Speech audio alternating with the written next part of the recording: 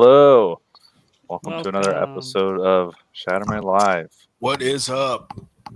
where we talk about, well, I should say I'm joined by my esteemed colleagues Kyle and William, and we're going to talk about some modern media, I guess, tonight, and some actual indie comics stuff actually happening Yeah, in indie comics. yeah. I just looked at Jason Bascom's his new comic. We Nice, can talk about nice. that. So, yeah. So how's it going, guys? It is going well. It's going well. Another Wednesday. How about you guys? Same. Another Wednesday. I took a nice nap before preparing for this after I got done with my regular work. My day work, Sounds like a as they nice call it. Wednesday. Yeah, Any Wednesday you can get a nap. Jeez. I I know. didn't either. Yeah. I had one call with a coworker who I was like, oh shit, I have 15 minutes before this call. I need to like shower and change so I can get on camera. You know, it's the life of working remote, I suppose. So that was pretty rough. Oh darn. Yeah. No traffic. I know. So anyways, I tasked I think I tasked these guys with watching the new Fallout show because I saw it and it's one of the what are you doing? You light a crack pipe over there, William? What Yeah, are pretty much. Yeah, I'm getting my crack pipe going. let's go. That's No why he's here. smoking. No smoking Now I'm crack getting on the stream. last out of my lighter as I can. Okay. We thought that what we don't really have representation in media is we don't have enough crackheads. That's So right. we invited William. Need representation. You know. That's right. So, anyways, It can't be a black guy. It's got to be a white guy. right. That subverts your expectation because we expect the black guy to be a crackhead. Then, you know, we got you. I I wanted to watch Fallout. I wouldn't know if I was prepared to binge it like I ended up doing, but I always like the Fallout games, so I was Yeah, excited to watch it. And I don't know about you guys. I mean, I thought it was pretty good. yeah. I found myself enjoying it. I think there's a well, we can I don't know how we want to talk about it like chronologically or just kind of talk about the Spoilers. overview of the character. Yeah, whatever. We're definitely gonna get this one. I always told myself when I had a YouTube channel, I'm never gonna warn people or say anything. If you're here, you're here because you saw it. If not, there's a pause button. You can come back when we get into the next segment, I guess. Uh, but anyways, yeah. So we can talk about like character overviews, themes. I know William, you haven't watched it, but you played 1 and 2, right? I The played originals. 1 and 2. Yeah, they were kind of like a Baldur's Gate. Yeah, And Yeah, yeah. so they were real time strategy and building, a lot of building and scrounging, and it was brilliant. And then they went to the first person shooter with Fallout 3 when Mhm. Bethesda picked it up, and I think Oblivion did New Vegas, which is probably the best of the current, the new age of Fallout. And then You mean and that, Obsidian? that was really good. And then Fallout 4 came out, and I didn't hate it, but it wasn't as immersive as something like Skyrim, which came out before it. You know, Yeah, Yeah. they So really wanted 4 to be like. I felt like the entire game they're trying to make you build a fort. yeah, that was yeah, weird. It's like they had this idea where they're like, okay, settlements, guys, we have this sweet new. Uh, I don't remember if 4 was still in the same engine or not, but for some reason they were all in on the settlement building. Well, I I feel don't. like it came out during like the height of popularity of Minecraft, but I don't know if my timeline is right it in my was like head. But 2015, 2016. Oh, maybe that was right when Fortnite came out. Yeah, and Minecraft. So they're like, oh, we Minecraft should was capitalize. pretty popular back in 2011. I know that. So, but it's been Yeah. popular for a long time. Okay. Well, I didn't play 1 and 2, but I think the people that made that they recently in the past couple years made like a Fallout like adjacent game. I can't remember what it was called, but it was no, they did not wasn't because they went out of business. hold on. No, there was Interplay? some kind of like Fallout adjacent game that was made somewhat recently. Oh, I know what you're talking about. Yeah, I think it may have even been crowdfunded, and it was supposed to be like a spiritual successor to Fallout 2. Yeah. But I Yeah, don't that's know what I if was it thinking was. of. It wasn't made by the same people. I don't know. I would have to look it up. It wouldn't I was. surprise me if those devs formed their own company and worked. I think that's really is the future of the video games. Is a lot of these devs like at Blizzard who are gone, and some of these other places they formed certain companies and are Mhm. putting out indie games that are innovative and finished and things like that. That mainstream just isn't really doing anymore. So Right. And with the beauty of the internet and modern technology, you don't even have to be in an office. I mean, you could be like you and your buddies. yeah, You can collaborate all over the world. So I think the game was called Wasteland, like Oh, okay. Wasteland 3, that sounds which familiar. I guess there Just named it generic. there was a Wasteland 1 that was actually made before Fallout was even made. Oh, okay. So then they are making that as like a, hey, everyone, you remember Fallout, right? We also make post-apocalyptic sci-fi games. But it carved out a So niche because like whereas Fallout diverged into being, more that first person type game, they just kind of stayed true to what they originally did and top down kind of situations. yeah, it's very nostalgic. You get the nostalgia of I guess pre more computer games. I was gonna say pre to a console, but I can't think of a console that wasn't using 3D sprites since like Well, like Diablo and stuff like that. I mean, yeah, that top-down action uh, type thing, or original Baldur's Gate. Baldur's Gate. Yeah, we were talking about that before the stream. The original Baldur's Gate, um, Neverwinter Night, pretty much all the D&D, Yeah, all the JRPGs, turn-based. and there are people that love it, and there are people that just can't get into that sort of mindset or whatever, and that's cool. You know, Yeah, I find myself going back to those. Like I used to not like them. I used to be like, man, I can't wait till Final Fantasy makes an action-based game. And I played all the Dark Souls games and Elden Ring, and then I never ended up picking up. I think Final Fantasy 15 yeah, I is when heard they that did the first. was Is when they transitioned over to an action game. And yeah. now the older I get, I kind of like the. I'm going back to like Baldur's Gate. Well, I mean, Baldur's Gate 3 isn't really going back, but playing Baldur's Gate 3, games where you just take your time, absorb the story, combat's turn-based. So if you have to get up and, go grab a drink, nothing's really changed. I mean, I guess most Well, games we're you can older just now, pause so too. turn-based is more strategy versus like reflexes. That's Yeah, where there you you're go. younger, you have good reflexes. That's true, yeah. I guess I don't have the fast twitch muscle reflexes like I used to during the Call of Duty era and Halo 2 era. You play a little kid and get beat, and you're like, "What happened to me?"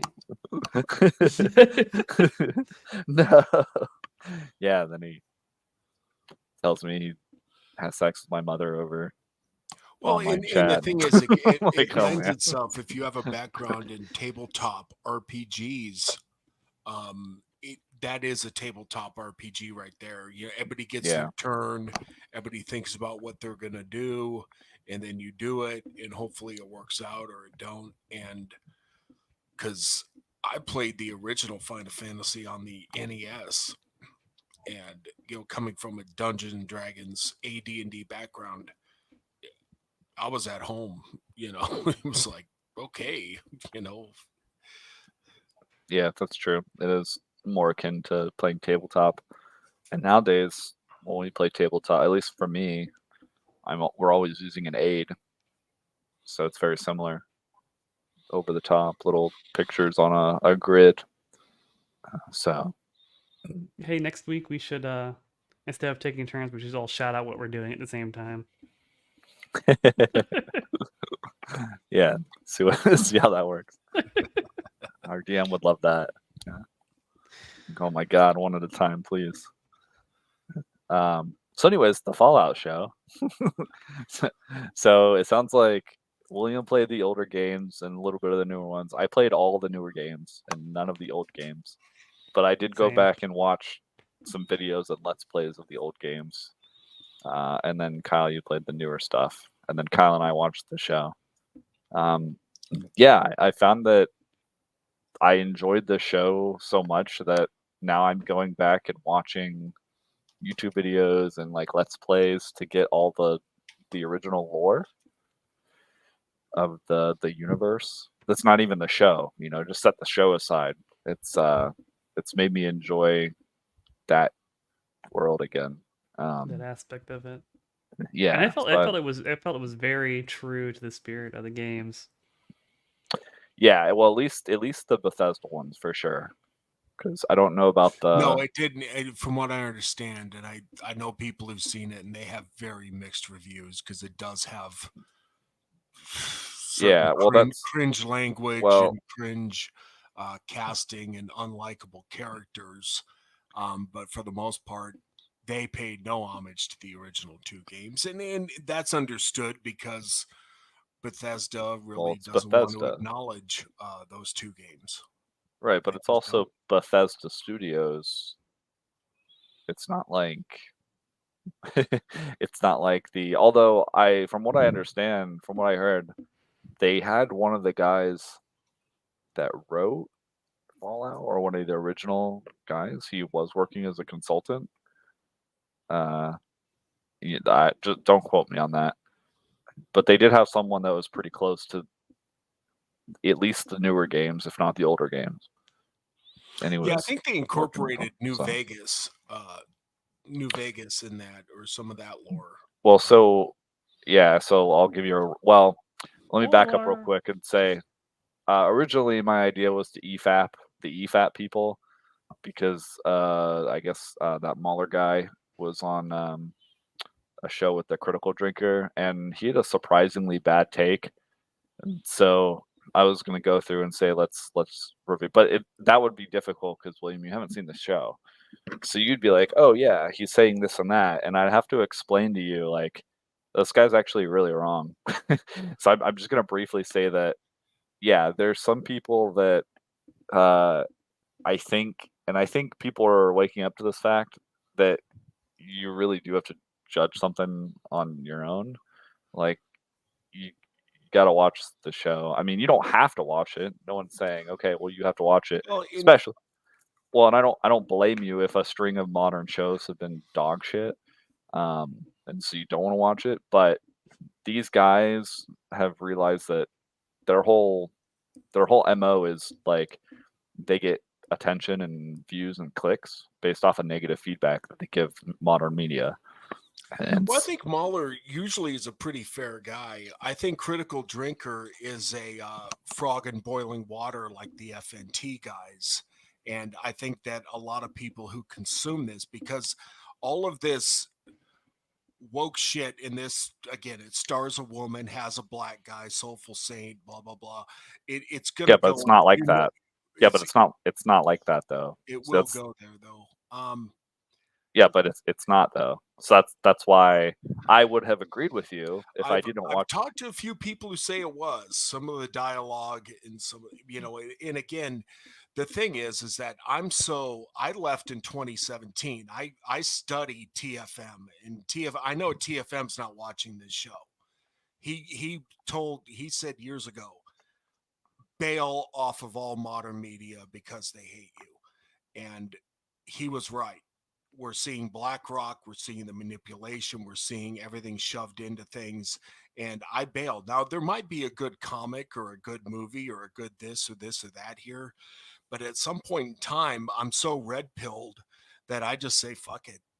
I mean, you've shown me that you hate the straight white male. I hate you right back. I'm not going to give you my time, my money, my effort. I'm not going to invest. And that's just how it is with me. And once you get away, like quitting smoking, you don't care anymore. And when I left in 2017 from movies, I don't go to movie theaters or comic book shops. I'm done. I'm out. I don't give a fuck if things change again because they told me that they hate me. And if it wasn't for my generation, none of these things would exist. And so, Hey, hey, Frank. Frank. And so that's why I just don't even want to dip my toe in there and give my money to Amazon, who fucked up Rings of Power on purpose. And you know, so it's like, yeah, they have a good show here or there, Reacher, and I've seen the first season of Reacher, and that's okay. But at the same token, when it's like, oh, it stars, well, she's going to be the best at everything eventually, or whatever, and maybe it doesn't go that way, but it's very hard for me to have any faith at this point. And again, I'm red pilled to the bone. I'm not a frog in boiling water. I hold everything to the standard that I grew up in 80s and 90s. And when people come at me and say, "Oh, Spider-Man No Way Home was a great fucking movie," and then I see it, I'm like, "Fuck it, I'd take Spider-Man 3 any day over this dog shit." Sure, But, you can enjoy. Again, you it's not like anyone's forcing you to watch it. know, So, right? but the whole point I'm trying to make is that the people, in my opinion, who are the people that people go to, the F&T crew, those guys, Mm-hmm. Mahler. Like when I was listening to him and Critical Drinker talk about it, no, I was on Critical Drinker side because Critical Drinker was the guy in the middle, and Mueller was autistically talking about how things didn't make sense, it was bad, and the way he described it, it sounded like he didn't even watch the show. And I the don't think he did. oh, okay, well then you're not a I don't fucking know. I film don't know. critic and TV Mm. critic. I mean, if your job is to watch the show and be objective, Oh, then absolutely. Yeah, then you have to do that. Okay, if it's your so job, absolutely. but it's not about being. I mean, I don't look at it as about being red pilled. I look at it as just it's just a product. Like Like there were like let's like the critical drinker, like the movie Prey, which some people like, and I have no mm, fucking idea. And it's the woman kills predator. And here's the question that sure. comes up with that movie: why didn't the tribe band together to fight the predator? And nobody, the tribe with men and women and people working together. No, it had to be the woman with her bullshit axe fucking weapon, which would never work in the real world. And again, it's like, okay, I'm out of here. I'm done. Everybody likes it. Everybody's a frog in boiling water. They think, okay, well, this isn't as woke, or this isn't as this, or this has this, but it's just this, or it's just, or One Piece just has a tranny in it, but that's okay because they don't really, it's like, that's Wait, how we One got Piece has a here. tranny in it? Yeah. What character are you talking about? One of the actors is a tranny in One Okay. Piece. I mean, real life Okay. I mean, tranny. it's Hollywood. Yeah. I know, but the thing is that So that's how does we so does got Fallout. here is this toleration. And what I ask are, where are the straight white males heroes? Where are they? And if they're Yeah, not, so there's you so know, there's a character. He's literally one of the main characters in Fallout. He is a guy who lived pre-war. he's the He deformed one, he's a ghoul. right? So he's not really white because, Who cares? What? What do you mean? He is white, but does it matter? Like he's a strong masculine character. He doesn't put up with bullshit. He even fucks up the main Lucy character at some point because okay, he's using her. He literally uses her as bait. Like that main character, even though she's a female, she doesn't like all the men don't bow to her. They're not there okay, well like that's good. worshiping her. Yeah, but see, this is exactly my point. If you're doing it, if you're looking at something, I mean, I don't look at modern entertainment just based through the ideological stuff. Like it's still a product. It's just a product. Someone's trying to sell me a product. Either buy it or I don't. if it's a piece of media, I consume it or I don't. You know, but if you're listening to people and you're putting all your credibility in other reviewers or critics, whatever you want to call them, then you're going to miss out on some stuff that can actually be good because you're looking at it in the sense of, oh, well, it's all going to be bad. And a lot of people have turned around on the show. Like if I'm watching, like I've gone and watched some YouTube videos and I look through the comments to see what average people are saying, just scrolling through for like a couple hours, kind of doing research for this episode. And people were, yeah, they're like, yeah, there's some problems, there's some flaws, but it's an enjoyable show, and it captures the essence of what people consider Fallout. And they also got, I guess, one of the Nolan brothers to work on it. So it actually, I mean, if you're looking for people who make decent movies, that guy makes pretty decent movies. So like the visual storytelling is great. Um, I mean, are there like cringe lines of dialogue? Yeah, there's cringe lines of dialogue from cringe characters. So you're talking about the character though, specifically. Like they say some shit and you're like, "Oh yeah, that character's because they're supposed to be awkward." There's things that people in the vault say and you're like, "What the fuck? Just Why like did you that could guy say?" have, like, a character that's like Hitler does not necessarily mean you're endorsing Hitler. You could have the opposite of that too. Yeah, like I mean, if we get to the point in media where we're like, okay, well, we can't show the opposite of this, whether you're like, I'll just go based off American politics, a super lefty, or you're very far right. If you can't show a different perspective, then you kind of just like gone from one extreme to the other. I mean, you're not it, like, can you have any trans characters in anything? I don't know. I mean, I mean, I've gotten to a point where my tolerance level is at 0. So it okay, starts, but and maybe that's bad, but that's where you beat a dog long enough and you raise your hand to it, it's going to have a reaction. And I'm that guy whose childhood was ruined by these assholes and what they did to Star Wars. And yeah, but your this was childhood isn't. magic. Yeah, but your childhood isn't ruined. Come on, like we still have the original Star Wars movies. We still Right. have. But it's just, Even it's sickening what they did, and that they took glee in it and they enjoyed what they did, and it was all on purpose. And yeah, but they suffer for that. Like Wizards and Hasbro, like their stock drops. People don't believe in the product anymore. They stop buying it. They do vote with their wallets. That's why these people have to try to take over like literal hedge fund investment firms yeah, ideologically. well, I mean, they're being supplied by So BlackRock, so it that's what I'm really, talking about.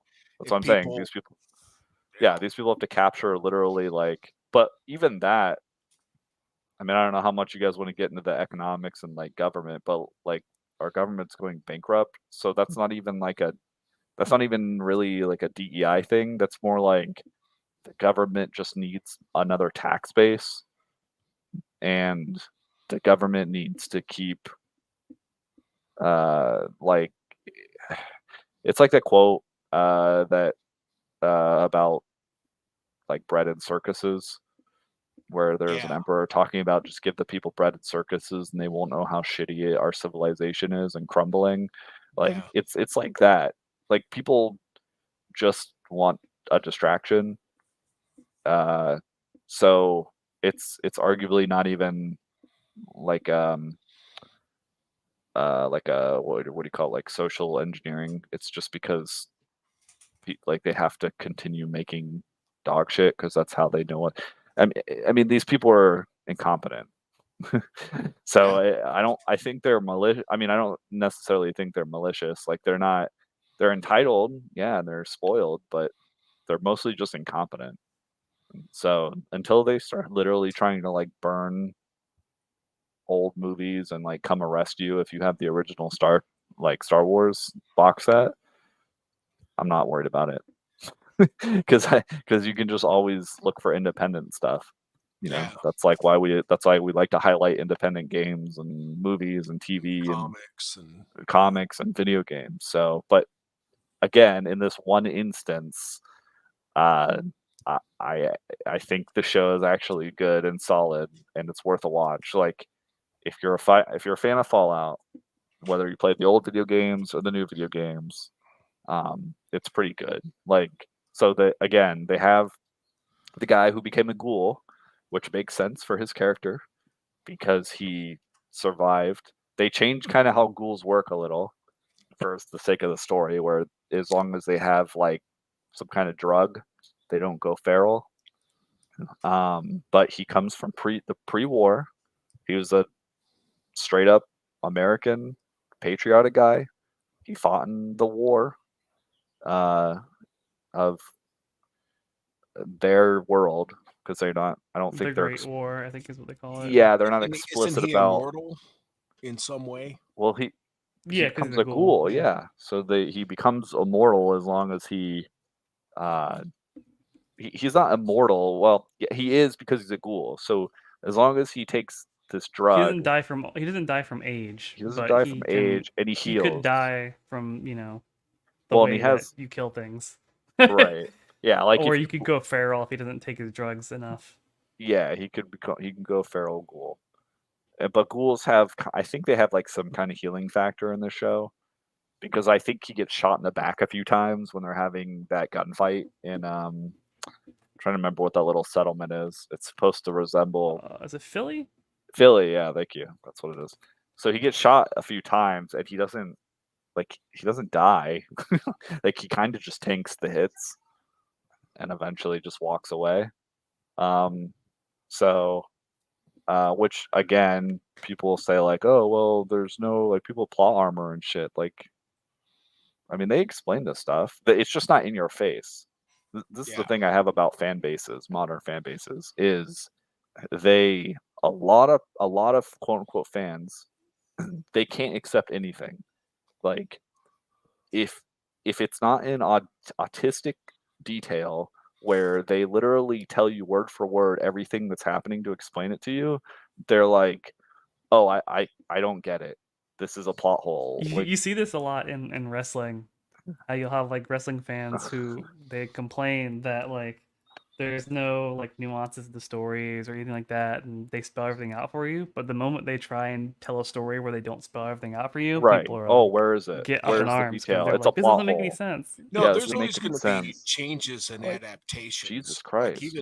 even Lord of the Rings, there were changes in those films for sure. But I thought they still kept the spirit, stuff like that. And it seems like this Fallout show is really accelerated the game sales. If you go on Steam Yeah, and you look that's what how I'm saying. the previous games are selling, and that really is what a franchise should do. Yeah, and You fans of know, the They feed games into each like other. us, yeah, like look at like manga Like and people are anime. watching it, they're like fans of the games, and then then people that watch it that played the games a long time ago want to play the games again, and it's like it's like a feedback loop kind of. Yeah, and shows that do a horrible disservice to the thing that they're adapting don't get this kind of feedback loop usually. no, they don't. They Like don't sell So, merch. So yeah. I mean, I mean, when I watched it's the new done Star that, Wars so movies, it's definitely succeeded at that because look at the Steam sales for all the Fallout games, and they're pretty good. And I think they got some good packages. Wait, Right. I So, mean, that's a positive thing I can say about it. It seems like, and I did see a lot of clips and a lot of things. The visuals are good. They yeah, definitely. the yeah, visuals are great. They have some visual Easter eggs and you know, they do the hacking. It looks like the hacking is in the game. He's hacking yeah, the too. hacking, they do subtle stuff. Again, they don't spell it out for you. They don't go, "Oh my god, you see this right here?" I mean, that's the kind of fan service that I appreciate because it isn't in my face. They don't Because pause if you the don't get it, you're like, that's stupid. yeah, if it's on the nose, then you're like, "Oh, they clearly just did this because they don't know how to write a story. They Yeah, don't know how it to seems tell a like story." there's enough So, Fallout lore in there for them to call it Fallout. Right, Oh, and yeah. that's good. these are original characters. It isn't like they took some. See, that's a lot of the other problem that these shows have is like, they'll take a character and they completely assassinate them, or they completely shift the way that they operate compared to the established canon of whatever world that they're in. Now they do change the factions. Like this is set a little in the future, so they In kind of what 200 years? I think about, yeah, so they changed like how the NCR is doing. The NCR got destroyed and now they have the remnants of the NCR. Oh, I mean, from what they've established so far in the show. The Brotherhood of Steel isn't doing much like this chapter, the West Coast chapter that they have.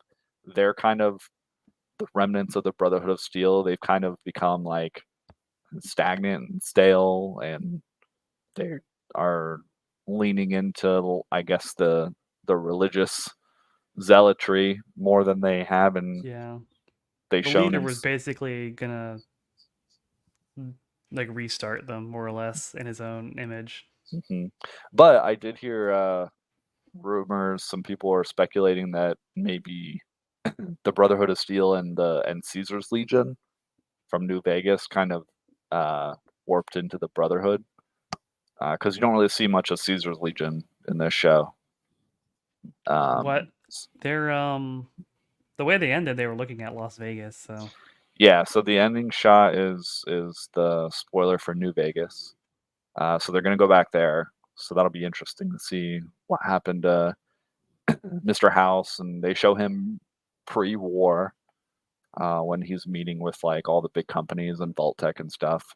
So we'll see what happens there. But yeah, so they changed the factions up a little. They changed the timeline and what's happened to them, and that's, to me, fine, because this kind of resets the Mojave. There's nothing like it. It's an adaptation. It goes away from the games.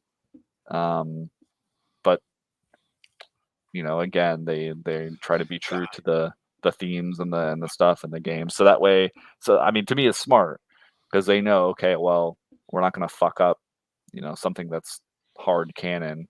And honestly, the games didn't have that deep of a story or lore, at least Fallout 4, which it seems like this one is really close to, with the Right. outfits and stuff like that. So it, Fallout 4 was probably the most shallow of story wise. It was kind of on rails. And so, like, I'm not a purist. So if they want to, play around in the Fallout world, that's cool. Yeah, and it was It's right. It was an RPG. You could customize your character. yeah. Play man or woman. There you go. I mean, Yeah. the like again, it's not a perfect show, so there was some stuff that uh took me out when they had the character in the Brotherhood of Steel that's like Maximus' buddy, that's clearly supposed to be like a trans character or a trans actor. I was like, this is weird, because like, where are you getting your hormone blockers from? well, they don't really Basically, say any. They don't really say they don't. anything. Yeah, they don't say it. So I'm like, You're just okay, kind of used whatever. to seeing people that look like that and thinking, Yeah, that's one of the few times they were like, okay, here's a character. But yeah, that's the thing. It's not like on the nose. They're not pushing in your face. They're not like, hey, I just thought it was weird because I was like, okay, this guy has small boobs.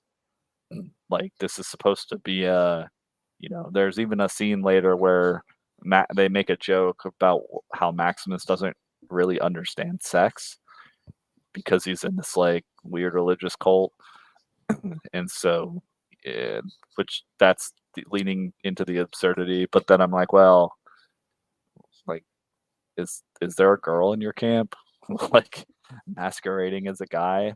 Because if there were a that's couple the times. case, There were a couple times they and like my initial reflex was like that's silly, but then I remembered like they do that's that in the the games all the that's time. the games. Yeah, they're like absurd and Like the outlandish and brain on the Roomba. extreme violence.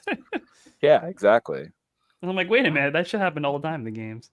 Yeah. So, But as And they far end as it with I mean, go ahead. again, I can only refer to the games I've played, but the way they end it, it's very similar to how, they give you like that big choice you have to make at the end, Yeah, and you could kind of that's true. I justify didn't either think about that. way. Like they kind of, the way they present it, they kind of present one way as like the good guy and one way as the bad guy. But if they presented it a little bit differently, you could argue either. I mean, I know which side I would be on, but like I could see someone saying, like, agreeing with the bad guy, quote unquote. You know, I'm not saying I would agree with them, but Are you talking about the Vault Tech, like her father?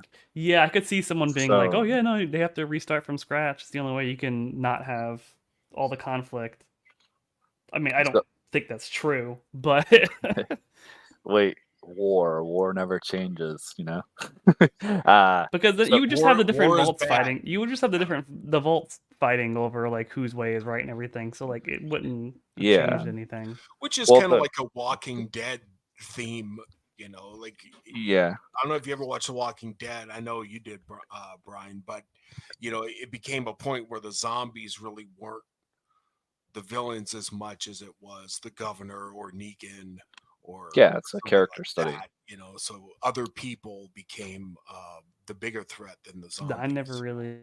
Well, so in Fallout, they basically just make them cartoonish, like caricatures. So like what Kyle's talking about, William, is Lucy, the girl, the Vault Tech girl who goes out into the wasteland, Hmm. as you are wont to do as a as a vault dweller turned adventurer, like in the games. She's going to find her father, which is basically the plot of like 3 different Fallout games. Uh, Yeah, I think in and- Fallout 4 you have to find your son or something. yeah, you're always like chasing your family It's member always yeah. gets kidnapped. So he gets kidnapped because he's part of a somewhat convoluted. I don't necessarily want to say convoluted, but he's part of a plot to get uh, a piece of technology that the Enclave has created because Vault Tech has basically morphed into the Enclave. Is the best way to explain it. They don't outright say it, but like the Enclave is the Vault Tech plus like Robco and the other companies. Okay. And they basically outright say that Vault Tech was responsible for the bombs dropping. Like if they not necessarily they drop bombs, they were the first one to shoot a nuke at somebody, but they were pushing things behind the scenes. Like they became so powerful as an entity. And so the absurdity is that they go, oh well, the best people to manage the vaults and the future of civilization, excuse me, is middle management. That's the future, which everyone knows. Okay, that's a horrible joke. Like middle managers aren't the fucking future. Yeah. That's the meme of like corporations that they think they can manage everybody. It's almost like it's also um, a satire on modern world governments where they think they're like the middle managers of the world and cultures and multiple countries. So, anyways, her father is a part of Vault Tech, and he turns out to be a villain. Um, which I think he's clearly the villain. I don't think they give you a choice, Kyle. I think like it's like no Vault Tech bad. I mean the Well, they, Raiders well, are they let pretty him. They let bad, him say his but piece a little bit at the end. yeah, he gets his monologue, but I don't I don't think you're supposed to think he's I mean it's They lean basic. pretty heavy into the direction of he's the bad guy, but they don't Yeah, like he doesn't like try and kill his daughter or anything like that. He no, still looks at her like he's hurt when she points the gun at him, yeah, and he's a he's good like, he's a good father, but he has a secret agenda that the other Vault Tech executives had, I guess is the best way to describe it. Well, aren't they So conducting experiments on people? Isn't that? yeah, 100%. So that hasn't changed. The vaults are, except for basically the 3 control vaults that one of is which Lucy comes from. All of the vaults are just straight up experiments on some part of vault dwellers. So, yeah, I mean, and they're fighting over a piece of technology that is it they call it like a cold fusion device or something, and when they plug it in, it basically gives infinite energy. So it's like Vault-Tec doesn't want this to fall into the hands of the people because they want to control the energy. And The idea being that like, oh, if this they admitted it, and then once they realized the yeah, implications were like people wouldn't have things to fight over as much, they shelved it because war was So it's basically good basically for their because business. war is this, profitable. Yeah. the story of So Nikola Tesla all over again. yeah, which is kind of a real life thing. But I will say so to your one of your points and to the point that a lot of people are making on a surface level, it's capitalism bad. And so I just like in real life someone the other day who has no understanding or nuance of government and power and economic structures was just like, "Oh, capitalism." I fucking groan and roll my eyes. In this show, if you look at it that way, just on the surface, you're gonna be like, sigh, this is cringe." However, when you look at it from the perspective of the people, like, of how Vault-Tec is operating in this world, uh, they got so powerful, it's not just like, "Oh, yeah, they're a company." Like, no, they're influencing fucking governments. Like, that like, in the real world, can we They're all we BlackRock.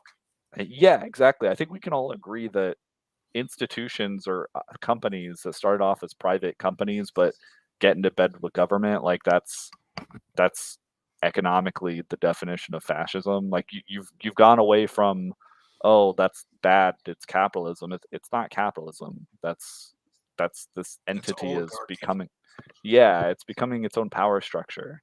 Like they're seeking power for the sake of power, not and to control people, not because they give a Right. I shit mean about their that bottom is where line. we're at right now in the United States. But this thing goes back to like So, the Umbrella Corporation with Resident Evil.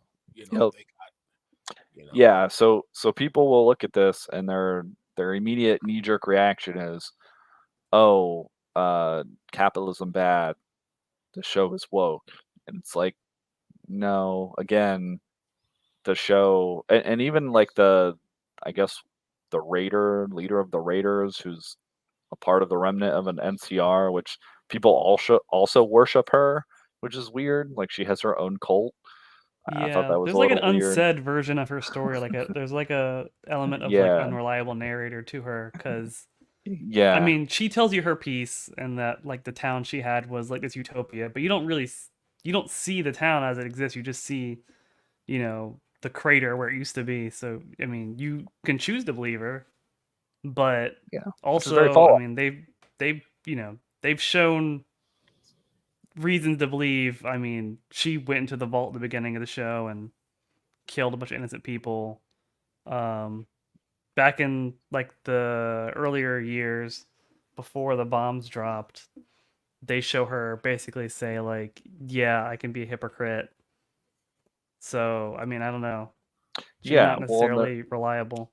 and there's also the line that uh, people run with where, and like I'm defending this. So if it was any other show, I would be right there being like, no, this is a retarded line of dialogue.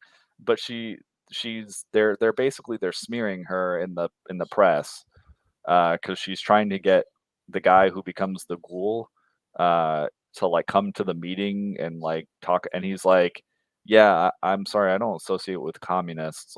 Like, I don't know who you think I am."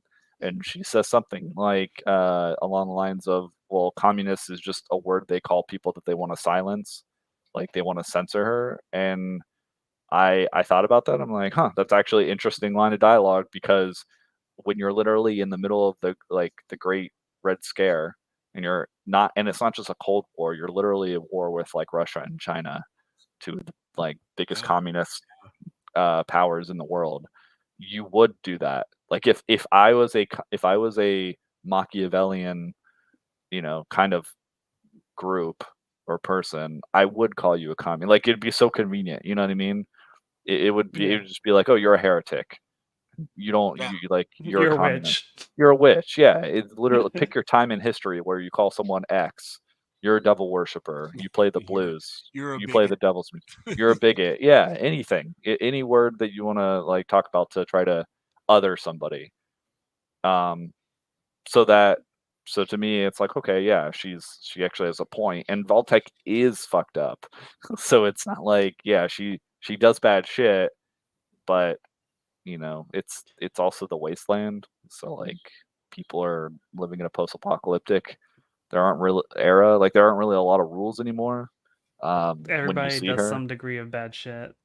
yeah, and that's part of the theme of the show. It's like you have, which is what makes Lucy interesting, is she's super naive and she comes from like this pre-war era culture of people, and they're extra They've been cordial. sheltered. Like yeah, they're super sheltered, so they're very agreeable and they have basically no problems in their vault.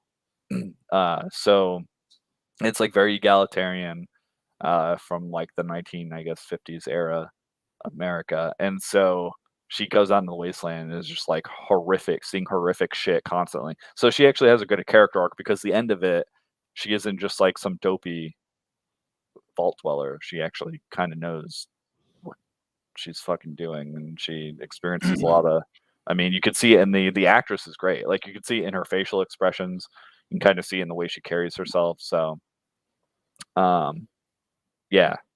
Um, let's see the Maximus character. He's not noble.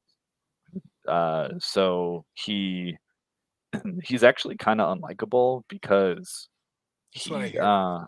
well he's unlikable because he is a part of a uh what people would basically call a religious cult, like the Brotherhood of Steel. But but they're they're very culty because they're very corrupt in like the late stages of their chapter. It's like they all shit on each other. They're like very strictly hierarchical, and the people at the bottom, the squires, are literally treated like luggage. I heard someone say that description. I'm like, oh yeah, that's very apt because Yeah. the squires literally just carry their shit around. The Like Brotherhood guy just treats them like shit and has him clean his yeah, crotch plate. yeah, he just completely shits on them. So to the point where the uh I hate to just say the I don't remember that character's name. Like Was it like Mac Dawn? I think it was Dawn. Was it something, Dawn? yeah. Maximus's friend like injures herself. I don't know, whatever. Injures themselves because they don't want to go out into the wasteland because they're like, oh my god, even getting my ass beat every day in the barracks or like where we live is better than going out into the world, and just dying instantly. And so Maximus has like this envy and rage. Uh, and so at the first opportunity he gets, when he sees that the knight that he's a squire for is like a complete pussy, he's like complete coward, and he doesn't fight for anything. He's just like completely self-interested. He just lets him die. Yeah. Well, because he actually believes in like the Brotherhood and like he looks up to them. Like Kind he of. was inspired when he was a kid to join them. Yeah. So it's kind of like a really a disillusion. Like it breaks the illusion of everything because he always like looked up to these people in the armor as being like these Yeah, but he's brave also very like self-interested. warriors. He Yeah, but is. he's also like He very is. like he wants the armor too because he's like it's like he's like fuck this guy, I can wear the armor better basically. Yeah. Yeah, but like It's if the kind of his guy was like a motivation. good soldier and was like brave and stuff, I don't think he would have done that. But because he was like, this guy is embarrassing the Brotherhood, I deserve this, he doesn't, then he was, and the guy was an asshole to him. Yeah, and he's an asshole. So he's But what just was like interesting was like, he when he has the opportunity to take it out on the Thaddeus guy that bullied him when he was a kid, he starts doing the same thing that his knight was doing to him, like making him clean his crotch plate and all that stuff, until he hears the story from Thaddeus about like why he bullied him. He was like, "Well, I was getting bullied until I had an opportunity to bully someone else." And then yeah, so it Max just like realizes like, "Oh shit, I'm doing the same thing. I'm paying it forward." So he has to break the cycle, so to speak. Right.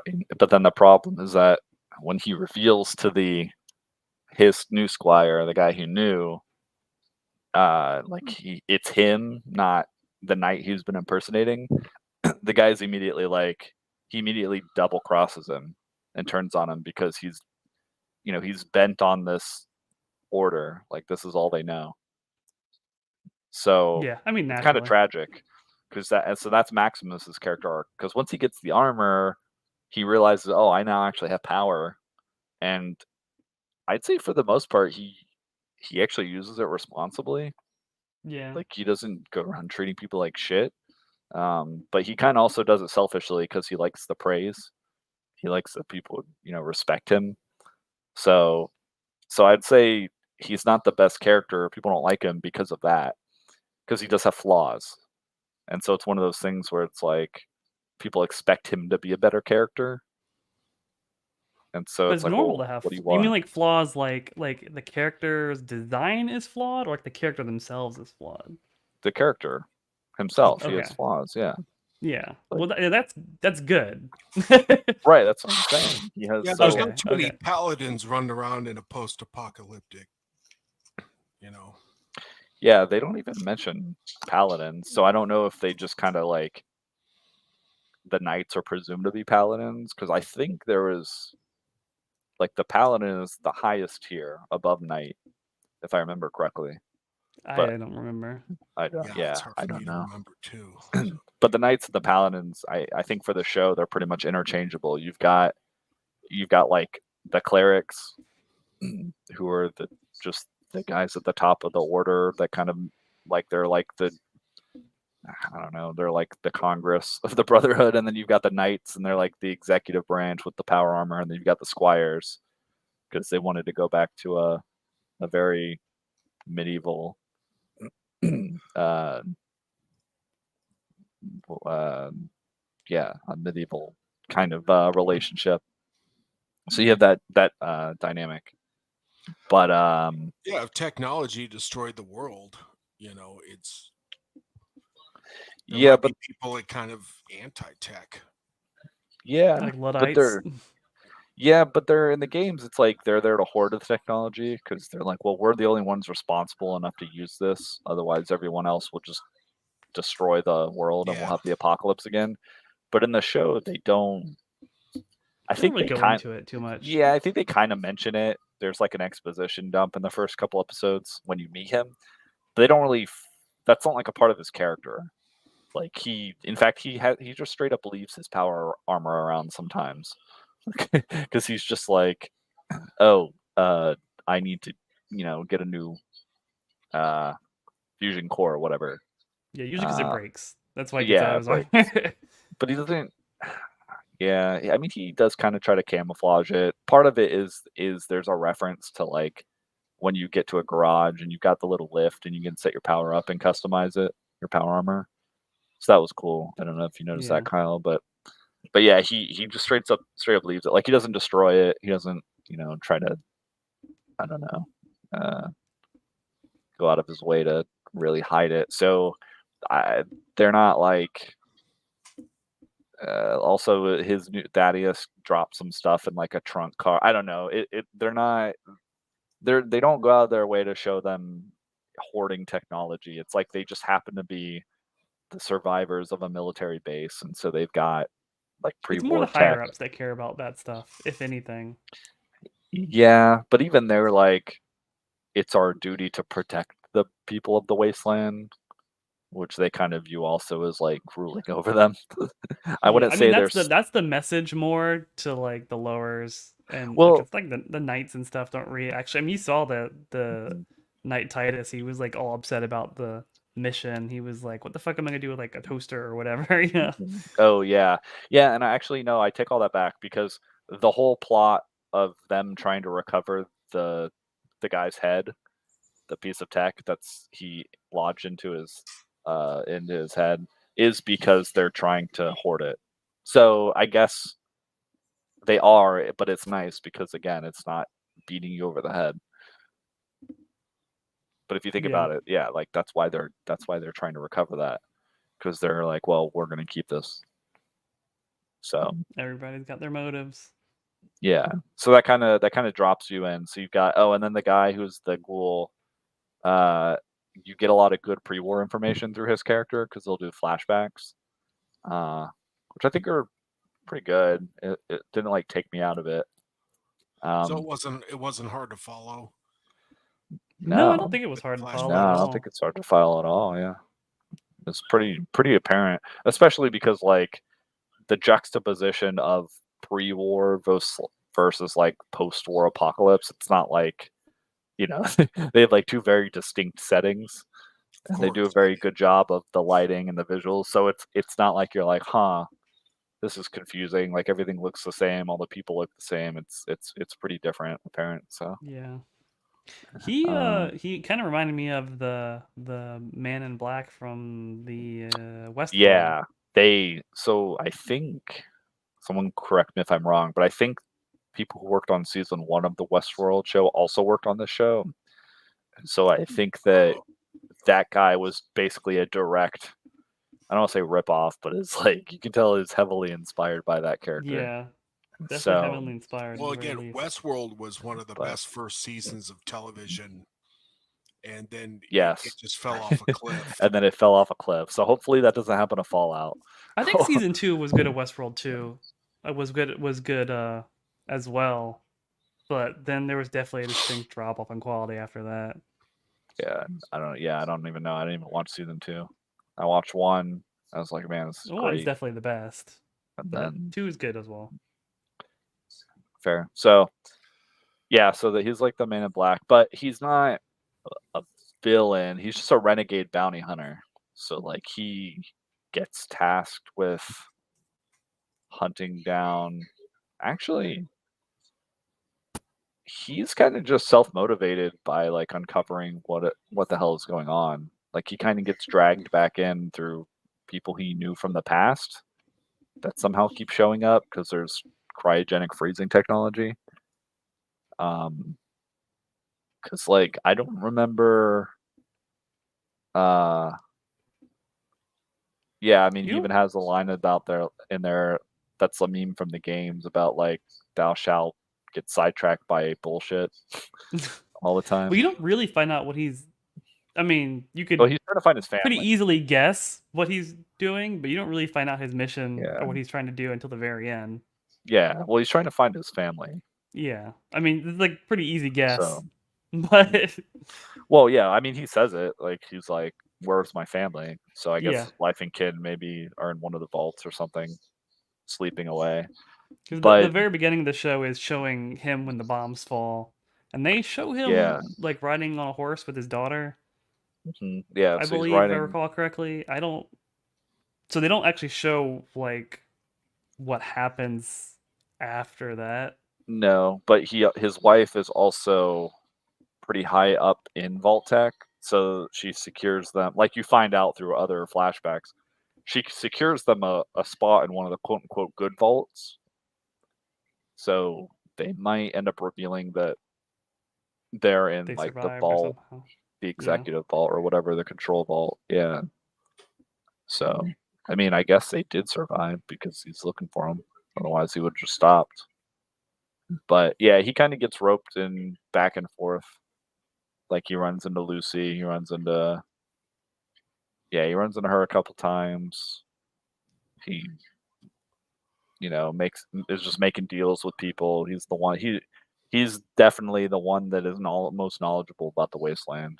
Um, but he's also competent too. Like I mean, he doesn't fuck around. He's like blowing people's limbs off, and um, I don't know.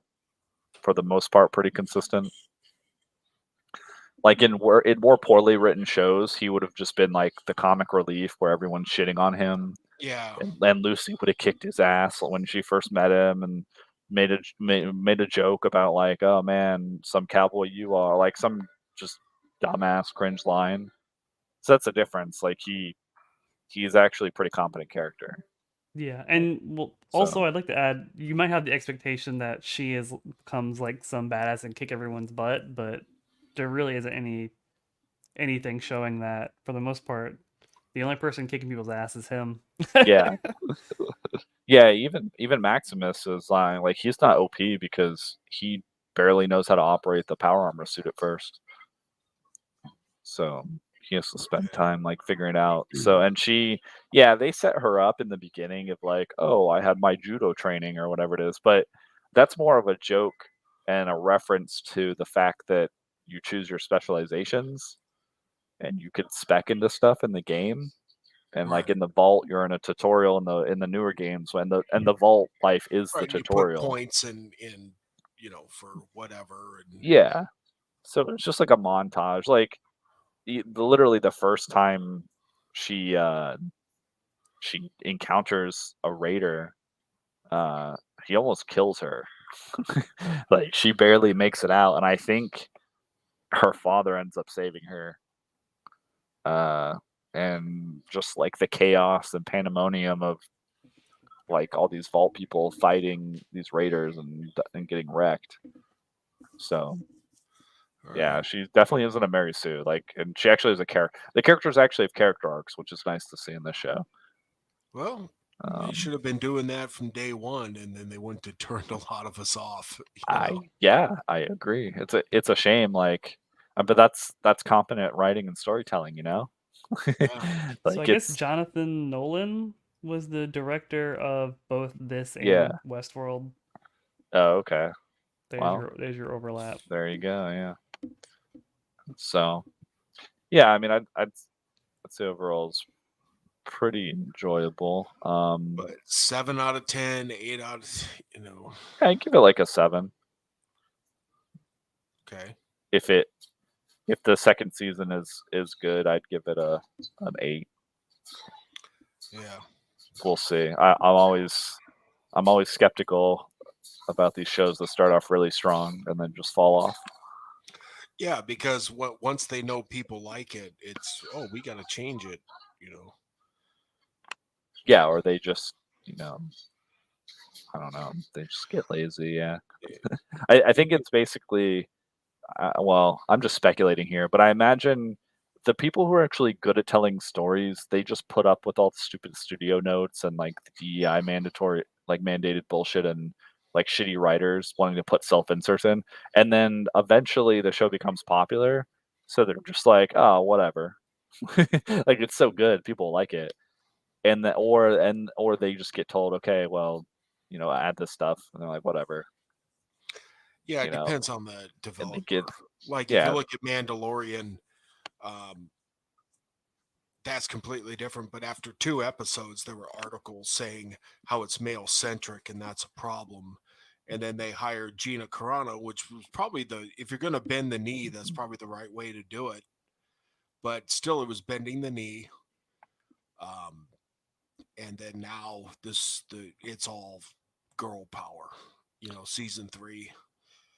right. So American they Idol. kick out the main character. But again, that's the thing. Like they shit on the main character. They're like, oh, you need to, you know, lessen their screen time at the expense of these other characters that are shitty. Like Yeah, I'm not even really a fan of Gina Carano. I mean, just strictly, I don't know her personally, so I'm not like yeah, I'm not a non-fan of her as a human being. I mean, as far as she was in The Mandalorian, I don't give a shit about her. I don't know why these guys are like giving her all this praise. It's yeah. like to me, it's kind of sad. It's like, oh, we have to hold up this character that's mediocre despite all the shitty content that they produce. Like, or you could just say, no, I want my character, But I and mean, I'm she not. was brought in because of pressure. Like there's too many Yeah, men in this but show. We can't have that. And that's when I quit. I quit right, that's before I saw the bending in the knee. Oh yeah, and then here comes yeah, but they did it in a good way. Whatever. that's what Go I'm I mean, saying. I It's not a quit good because after way. episode 1 because I didn't like the show. Yeah, That's in just me though. general, well, it yeah, was I'm wasn't done with great. prequels. Just kind of in general. I don't want them. I mean, But George that's Lucas started this, and we like they had a prequel to Hannibal. They had a prequel to this and that. They had a prequel to They were going to do one for Jaws. It's like, Yeah, what is it's he, the a cheap little pop. fish? You know? Yeah, it's cheap. It's just it's creatively bankrupt. But that's Yeah. where I agree with you. Like they take a character that you establish. It's like same thing with Witcher. Like they Yep. had a great concept. Henry Cavill was a great actor. Like they it was their it was their show to ruin, and they completely fucked it up. Yeah. Like they It could have just been. It could have been the next Game of Thrones, and that's no yeah, joke. and they completely fucked it up because of just again, but it's just the arrogance of like the showrunner and like what she wanted to do. That's why I can enjoy a show like Fallout where it's like, okay, cool, we're gonna have a main female character. Okay, so does she go like on a journey? Does she have a character arc? Does she have flaws? Does she learn from her experience? Like, what's happening here? Yeah. Okay, she does. Okay, great. Like, fine, that's cool. Like you have and this is really like an ensemble because again, it's her, the Brotherhood of Steel guy, and the ghoul, and it's kind of like them going through the wasteland. You follow their stories; they intermingle with each other, which I thought was great. Like it's a good way to tell storytelling with multiple main characters. Arguably, I wouldn't even say she's the main character. I mean, I guess like strictly by definition, she probably is.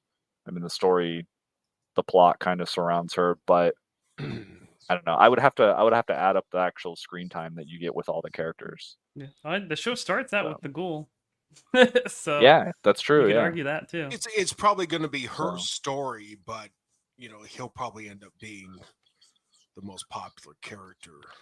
oh yeah, he's definitely my favorite character We saw for that with sure. like The Walking Dead. It seemed like it was Rick's story, but Mhm. Daryl was pretty Daryl, much yeah, the most well-liked character on the show, still is. So, just one of those things, I guess. yeah. Less is more too. I think that's the same thing with I can't remember his character's name, but yeah, that's less is more. Uh, but yeah, so there's competent characters. It's not like even there's a little subplot with her brother. He's still back in the vault, and you see him kind of going through and investigating and like peeling back the curtain of the vault tech conspiracy of their three little vaults that are like one's a control vault and the other two kind of the experimental vaults. So yeah, that's cool. He's not like the most masculine alpha Chad guy, but he's a competent character. Like, he obviously spec'd intelligence and hacking, and he took the hacker trait, and he figured it out. So that's cool. Like you gave him something to do. They didn't have to do that. You know, they could have made like random pregnant lady, the awesome most awesomeness pregnant lady there ever was in the wasteland, kicking all the ass. Doing all of the things. So they didn't do that. They actually have a pretty well-rounded cast, I think. So, Okay, um, I'll give it a shot. I'll so try I to was, find I some I way to would, watch it for free. You know. I can give you my Amazon login. I No. do I do recommend it. I was pleasantly surprised. I'll say that. Like most of the modern entertainment that comes out, I avoid it like the plague. But this is pretty good. And ironically, I wouldn't have even watched it if I wasn't like, fuck it, I'm just gonna watch it and see how it is. I'm gonna stop listening to these like F and T Yeah, critic guys. So I didn't Well, have we that. have I wasn't that excited for it to begin with, just because I'm not that big a Fallout fan. I've played the games, but I'm not. I don't know. I'm not that attached to them. If that makes sense. yeah, yeah, I didn't know I was as big of a Fallout fan. I guess until I started diving all the way back into the lore and stuff, and like having flashbacks about playing Fallout 3 for the first time and New Vegas and stuff. So yeah, the media circuit. You have a lot of jaded fans, like people that have been burnt too many times, and then you have yeah, people that make all their money and everything off of reviewing things that way, and it doesn't really pay off to be positive in the first place. So, I mean, a lot of those people, they don't really have a reason to watch it because, well, they don't expect it to be good, first of all. Yeah, But I mean, second of all, like, that was me. I mean, it serves their interest better to reinforce all their viewers like preconceived notions anyway. So it's smarter for them and it's less work if they just go in and they just kind of tell you what you expect to hear. So for Yeah, me, I just don't care anymore about. I don't pay attention to what movies or shows. I don't subscribe to a streaming service anymore. I just don't care. I'm just done. And when you get away from something for that long, oh, the new this and that is coming out. Okay, whatever. I'll forget about it in a week, and sure enough, I do.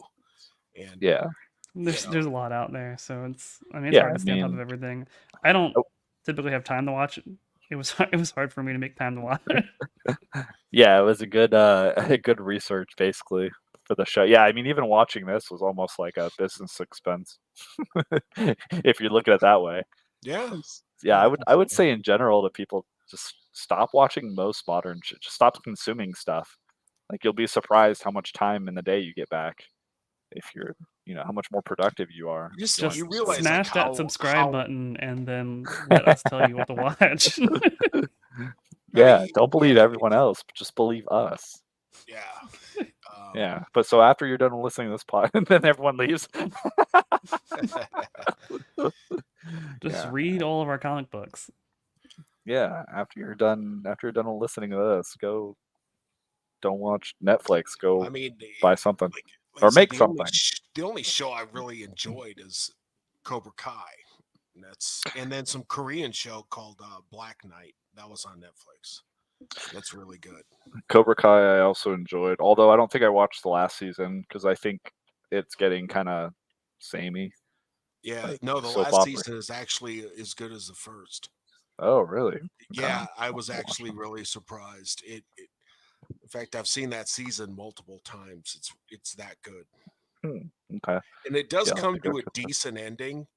So I don't know what's in store for season 6 because the writer's strike and who knows what. But Oh, yeah. Well, even if it doesn't happen or it's not as good, season 5 is still a pretty good stopping point. nice. I feel like I've ran into those main actors. I've probably seen them at multiple conventions in Florida at this point. Did you ever talk to any of them?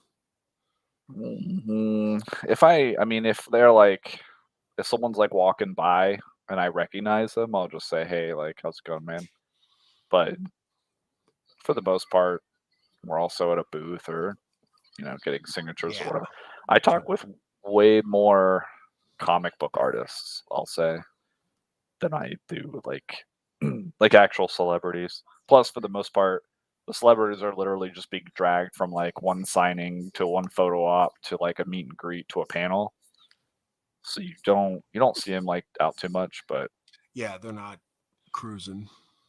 yeah, like this last year I saw for whatever reason they brought the guys from the Entourage show to MegaCon. They're Oh, just really? like, yeah, they're just like, okay, last minute update, we're gonna have the Entourage guys, and so like I was in line or whatever, and they were just walking by. I was like, hey, what's up, guys? What's up, Entourage crew? Vinny, Turtle, or whatever their names are. Yeah, I haven't thought about So that show in a while. yeah, exactly. This seemed totally random to me. So um, but then I also came back down to earth from celebrity people. I mean, for the most part, like I don't talk to them because I don't get I don't understand how people will pay to take a picture with people. Yeah, They're just a guy. Like if you respect someone for what they do, like their craft or something they make, that's cool. That's one thing. But like I don't get the idea of like, oh, I'm gonna pay money to go stand next to this person who's essentially a complete stranger to me. Like if I actually talk to them. But I did I did go meet Stephen Amell because I wanted him to sign my bow because I have the same bow that they use in like couple of seasons Yeah. of Arrow. And so I talked to him a little bit, and I was just like, I was like dumbfounded because you hear about some actors and they're so dedicated, and they're like they know like literally like Keanu Reeves, like that guy. I've seen clips of that guy on a shooting course training for John Wick, going through learning how to use like the Keltec shotgun and doing like a legit timed course like for the Matrix. He was doing martial. I mean, he's always been into martial arts and stuff, but he typically picks roles he enjoys because the character is something he's interested because he does the thing, Yeah. and he'll learn to actually do the fucking thing. But I was talking with the Stephen Amell guy, and no offense to him, but he doesn't really know a lot about archery, and and I was kind of surprised because I was like, well, I figured if you're doing this show for like I don't know 6 seasons or more Something plus like that. Yeah. crossover, yeah, like you have like an archery instructor, and it'd become like secondhand knowledge. But I don't know, maybe I'm wrong, but just based off the conversation I had with him, I was like, yeah, I don't think this guy really actually shot much outside of them handing him a bow on set and him pulling it. Yeah. They were just Like like, here, do the thing. yeah, literally just pulled his bow back, and like I highly doubt he's put that many arrows downrange. Like he's actually gone to an archery You range and figure he fired developed arrows. an interest in it, you know. But That's exactly what I would think. You'd think like, wow, you're spending so much time doing this anyways. Like you might as well get good at it so it also feels natural, and you kind of know what you're doing. But no, I don't know. Just yeah. that's the impression I got. So yeah. So there you go. So that's the magic of Hollywood, baby. Making someone look like a completely competent archer. Well, he's also in that show called Heels, which is a wrestling show. Oh, Oh I mean, yeah, he's I wrestled guess before. he's been in like WWE wrestling. Yeah. Yeah. Yeah. So I guess that's something he likes to do. Should I ask him about wrestling? I know you probably have some cool stories to talk about that, but oh well. Anyways, so yeah, I haven't followed wrestling quite some time, but yeah, I grew up with it. I watched all the main things and even the Attitude Era, but I kind of lost interest in it after a while. I don't know. same. I know Kyle's still Yeah, I went following to the the AEW wrestlings. show Saturday. That was in town. Oh, Oh, nice. okay, It was cool. good. How's that? I had floor seats, so Oh, where was it? Was it the veterans? it was at the The Dailies ViStar? place. Oh, Dailies. Yeah, well, Interesting. Tony Khan owns AEW, so like during the Oh, pandemic, they had all their shows at Daly's place, like during the whole pandemic. yeah, that's cool. I'll have to go to that. The only wrestling thing I've been to is I was walking downtown with a friend one night, just like walking when we still go out to the bars pretty frequently. And William, there's this bar downtown. It's like a little they have like punk shows there and stuff. So they have like a little stage and like a little area, and they have a bar and stuff. But I walked by and they had this legit wrestling ring set up, and it was like two midgets going at it. Oh yeah, they have midget wrestling. 1904. Yeah, 1904. And it I've was the been I've weirdest. seen midget wrestling there. I've seen kaiju wrestling where everyone dresses like they're a Oh big kaiju yeah, and they monster. dress as like like little Godzilla They put little outfits. foam buildings in the ring, so like it's like they're stepping on buildings. It's great. Yeah, I had no context to this. I lived here so long. I did not know this was a thing. So we already had a couple drinks too. So we literally just walked by and they're just midgets wrestling in the middle of this ring set up in this bar. I was like, "Holy shit. This is awesome. We got to watch this." So I watched some of that. I was like, "Where am I?" So that was the thing.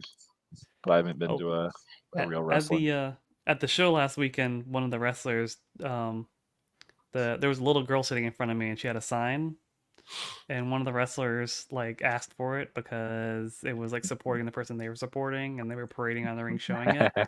And then the other Nice. wrestler grabbed it from her and ripped it up in the middle of the ring. Oh, And the girl in front of me started crying like crazy. that's hilarious.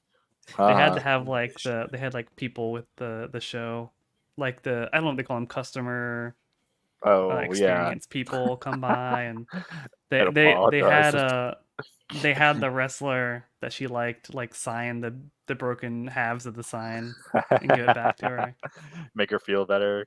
Yeah, like she doesn't Yeah. get it. She's a little kid. Yeah. She must have been Like if that pretty happened to young. me, I'd be like, that's awesome. Yeah. Like this is hilarious. But then you'd have to cry too, so you could get a free signature from me. That's true. Yeah. That's true. I gotta work on my crocodile team.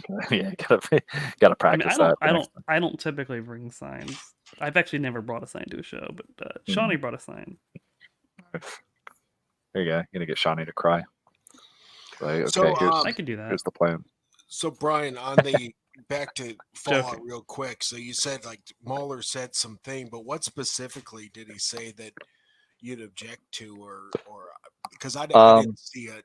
Yeah, I'd have to pull up the clip again, but I guess one of the ones is basically some of the stuff that I told you that was the most surface level egregious stuff of, oh, this is woke, this is bad. Like the thing about the that lady I said something about like they're smearing me as a communist. Like I'm not a communist, they just call me that. So they brought that up as like, oh, this was a real cringe line. It's like, did you listen to the conversation between the two people? Like I know it was subtle, but it wasn't another thing was the um something about the head lady that the Moldaver, her crew that attacks in the first episode. No, I guess it was the first episode. The beginning of the show where they attack the vault and they kidnap her father. They he mentioned something about like they escape through, so they're in vault 30, I think 33, and they escape through 32, and then there's 31, so there's three vaults next to each other. I think it's 31, 32, 33.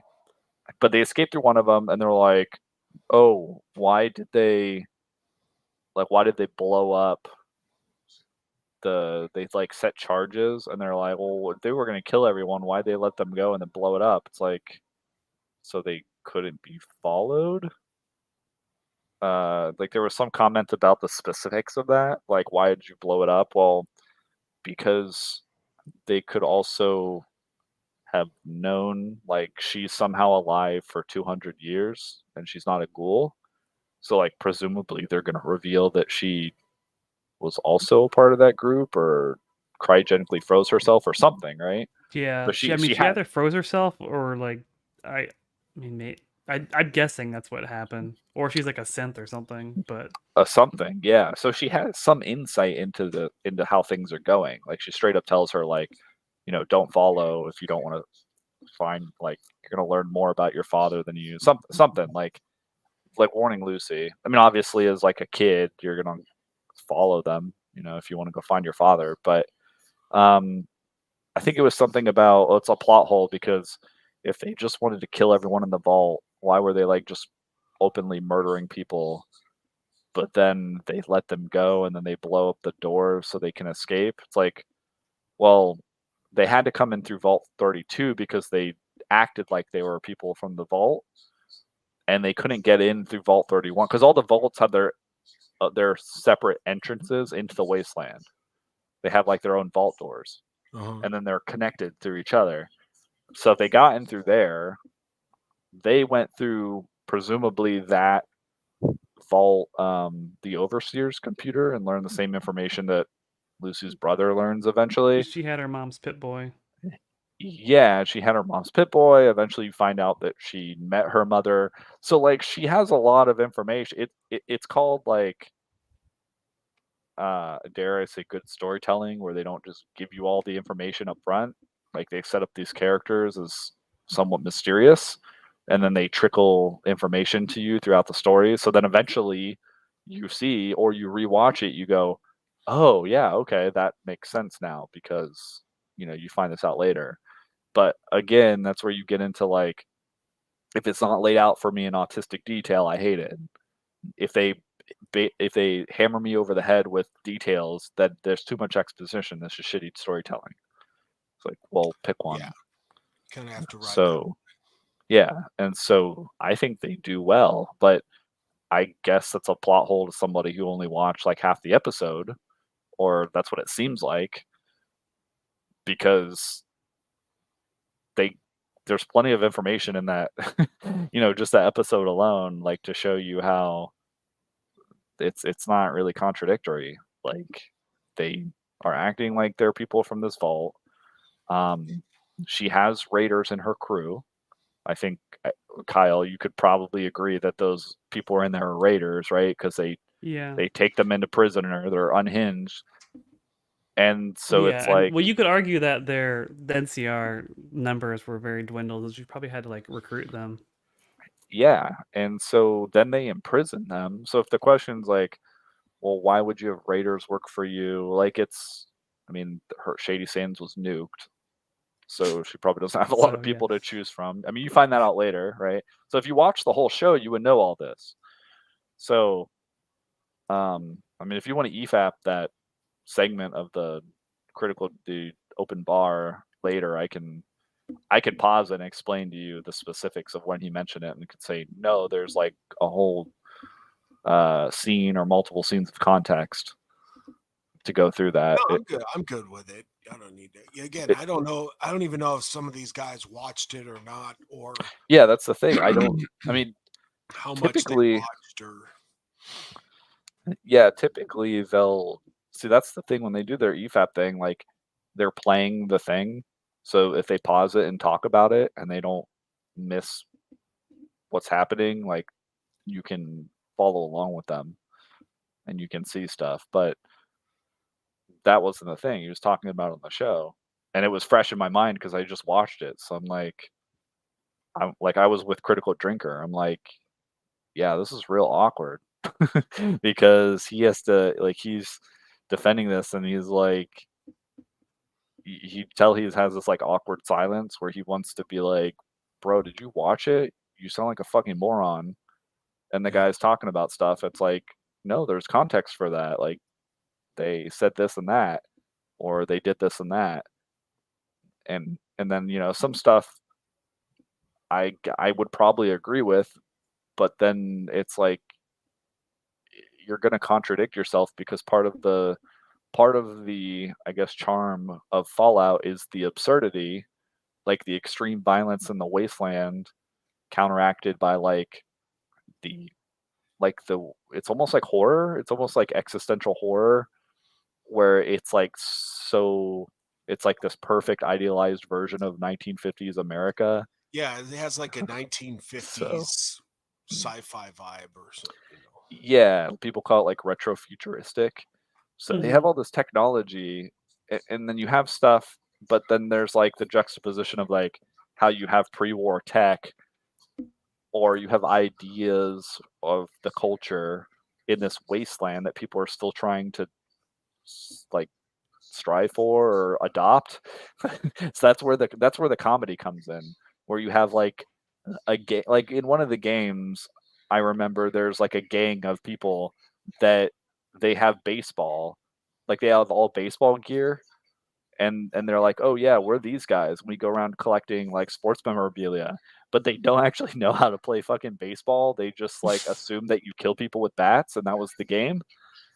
Mhm. It's something like that. I'm butchering it, but like, you get the point. Like, they have no fucking idea what baseball was, but they're just like, oh, this is cool, They like, have to you like must. reverse engineer what it is.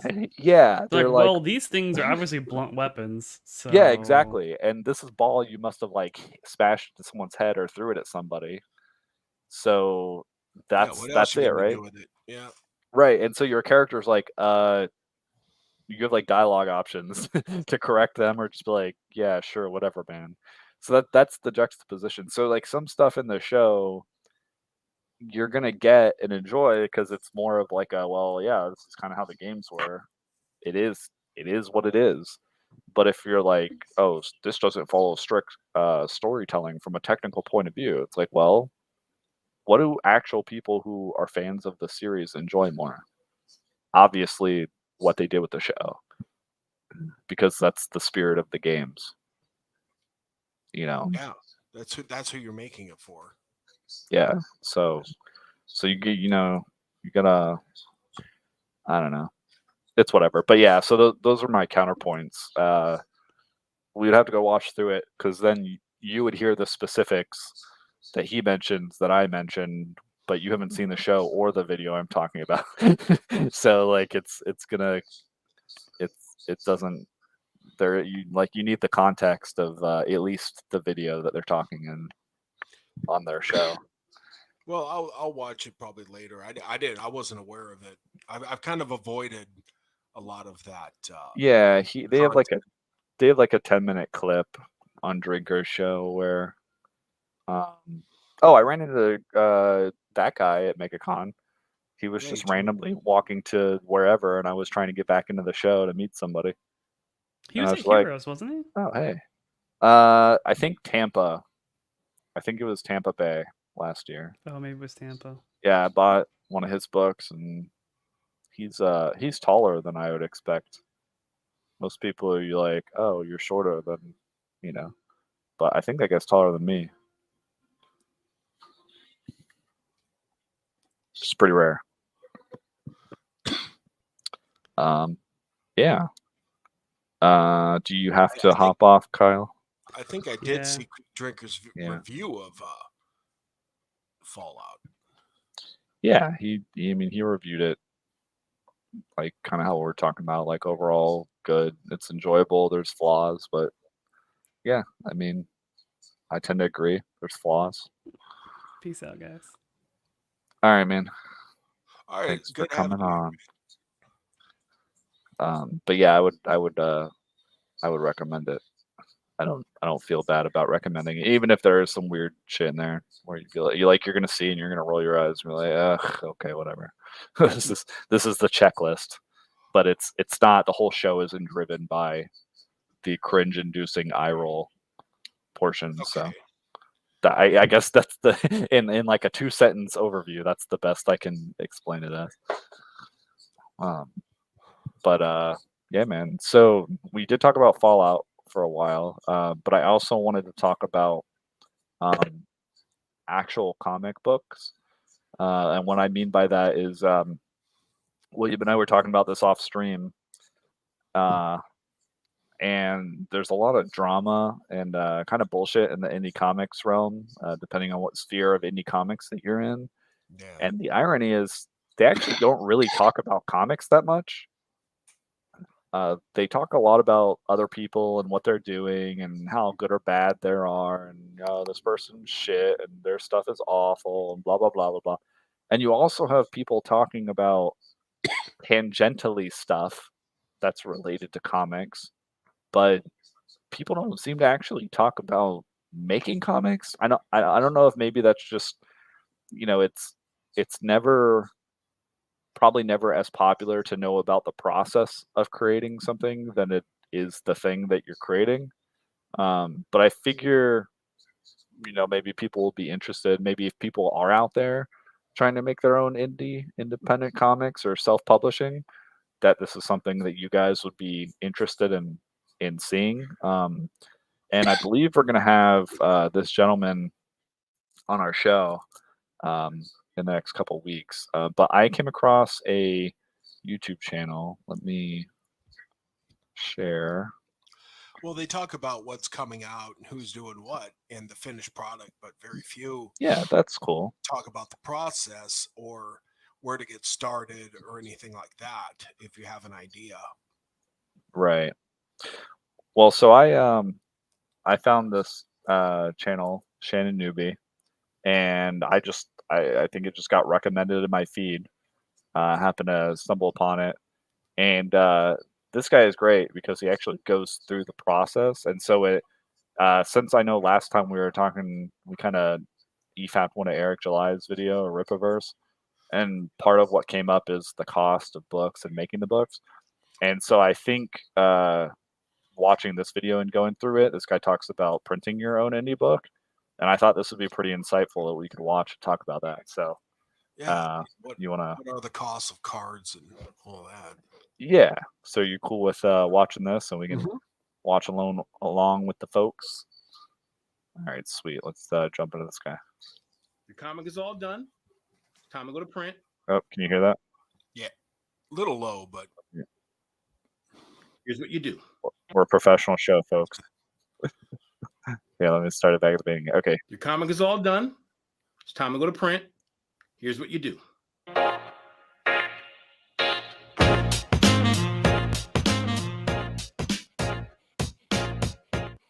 So in this video, I'm gonna focus mostly on the printing of what they call a floppy. So a floppy is a standard 24-page comic book. So they call this a floppy in industry. So because it flops, which makes sense. So See, already there you go. You learned something. Yeah. It's floppy, about 24 pages. This is good. Like this guy's saying. After you've already, and I recommend checking him out. It's cool. He's got videos on like doing a comic script, which we'll have to go through one time at some point. Show our scripts and show like what different writers like to do, that kind of stuff. All the way up from like concept to scripting to finding an artist to going to print. So this is specifically just for the printing process of the book. there are there's some basics here that's going to matter no matter how you're printing. But I'm also going to touch on the printing of the graphic novel, this is my graphic novel as well. 80 pages. So and graphic novels typically go between minimally 48 pages or beyond 48 pages. Some go 80 pages. I've seen some 90 plus, hundreds.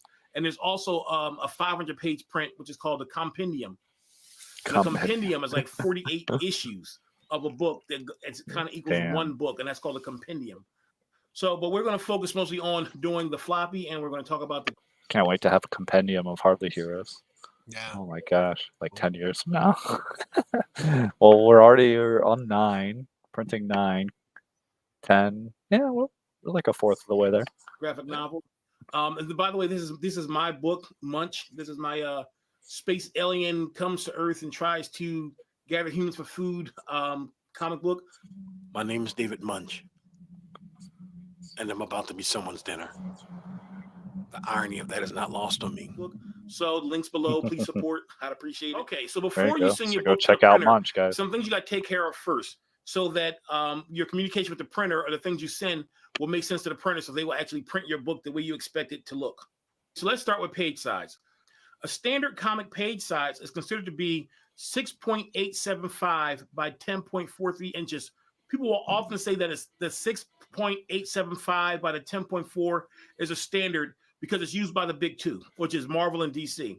And what you're going to realize as I go through this book and talk about printing is that a lot of the standards are things that are considered, the norm in the industry is set because it's done by the two biggest companies in the industry, which is Marvel and DC. So I'll say this: you can print your book any which way you want. You can make changes any which way you want. It's yours. And as indie comic book people and indie comic book publishers, we tend to do things differently because the things we wanted to do is not welcome in the industry or for whatever reason. This is totally true. Actually, let me go back to this real quick because that's a good graphic he has. Where is it?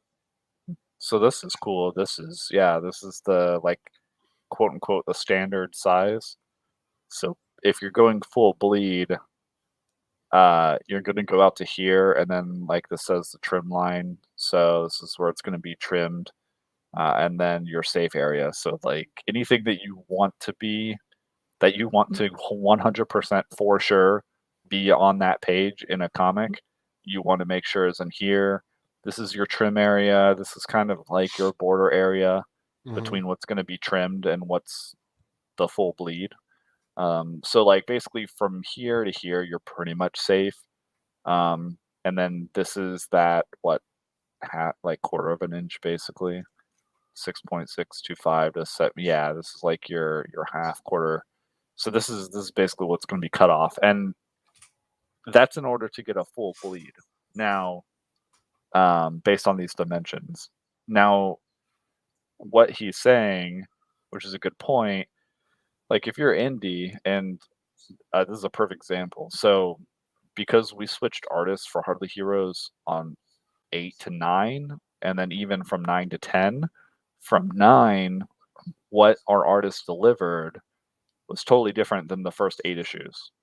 And what I mean by that is the way he drew the page, the like the borders are totally different versus like the gutter of the panels. So, like the gutters, like if there's like a border in between panel. I know you know this, William, but just explaining this for the audience at home. So what he gave us, there's like really thick borders, which I'm fine with. I could totally trim that down so that by the time it's in the trim area, it will still be full bleed. And I don't know if he went into this, but full bleed is basically so there's no border on the outside of the comic. It's just art. It's like there's no black or white border. Right. It's literally edge to edge page is art. Now, the artist, what he delivered, and I didn't realize this. So this is basically just out of necessity because I didn't realize till after pencils and inks were turned in, it's all said and done. Frankly, I didn't even know if we were going to use that art. But here we are now. So for just issue 9, it's actually not going to be full bleed. It's going to have border because the gutters, the area in between each panel, is like just as thick as the outside border, it was kind of weird. It's like he used a lot of the space of a page to make the gutters. And so I was looking at it and I'm like, this is going to look super weird if it's a full bleed and there's no border, but then you have like these massive, I'm talking about like half an inch, like to almost like 75% of an inch in some regard, between panels, it's just weird. Like if that's the only border on the page, it's gonna look like, bro, why is these so thick? Like, why are these gutters so thick with two C's? To use more of the page. Yeah, and so just like Shane's saying here, because it's not totally uniform across all ways. I had to make a decision for this one, and so this one's gonna have borders. Marvel and DC probably doesn't change that much. They probably hand everyone a template and they're like, draw exactly like this within these, or they don't have more amateur artists, so the artists know exactly how to draw it, and you don't have to go through those issues. But in independent comics, like, you work with what you can work with. Yeah. So anyways, thought I'd point that out because he's totally right. And I mean, I have a real life example of that. So and as indie comic book people and indie comic book publishers, we tend to do things differently because the things we wanted to do is not welcome in the industry, or for whatever reason. You can do whatever you want, but understand, if you make changes to do things outside of what's considered the standard, you may run into a few issues. If you print your book larger than what's considered the standard sizes, you may stand out on a bookshelf if you get your book into a store. But also for a person who's a collector and they want to bag your comic like what they do with the rest of their bags, if it's too big, it won't fit in the bag. Then that may be a hindrance to. Yeah, let me clarify. Like, the issue will still be the typical size, like the 6 by, I think it's like 5/8 or whatever, or an 1/8 by 10 1/4. But because of the way I have it, like, the trim will trim down part of the border, and then you'll still see the border on it. So, anyways, but yeah, he's totally right. Like, you don't want to get super weird about it. Although IDW, for some reason, decides to print the Last Ronin series like a magazine. So I don't. And so you can't bag and board it. Yeah, you have to get like oversized bag and boards, which is kind of annoying. Like, the only reason I have mine in bag and board is because the shop I bought them from had them. I'm like, okay, well, I'll pay you the extra. I don't know. They probably charge like 50 cents a bagging board or whatever. But I was like, fine, whatever. Here, put in there. But yeah, like you do kind of want to stick to the standard. And that's more of like, you're gonna have stuff that changes slightly, just mostly out of necessity. And when you're an independent creator, comic, self-published, like you just don't know what you don't know. So you're just kind of looking, you're looking at like what other people do, and you're just kind of thinking to yourself, okay, well, I don't want to say fake it till you make it, but it's like the essence of fake it till you make it. It's the spirit of, well, I'm doing what other people are doing because I'm looking at it from the outside, but I haven't internalized why they do it the way they do. Like, I don't know why, but I know that this is how they do it, so they must do it for a reason. Yeah, And so they do it, it works. Okay. Yeah, this is the decision they've come to. So if if I don't want to be a lunatic, like, and just print on like 8.5 by 11 paper, something weird, I'm gonna do it because there must be some kind of wisdom. Like, I know people like to shit on Marvel and DC, but like, there's still companies that have been around for decades and decades. Yeah. Like, they kind of know what they're doing when it comes Well, to producing a you book. you want to fit in standard bag. You want to fit in comic boxes. That's kind of Yep, big. exactly. So yeah, this is important. Like, you want to Google. I mean, printers know. Like, you go to a printer that can print comic books. They know. They're not going to look at you and be like, "Huh? What are you talking about?"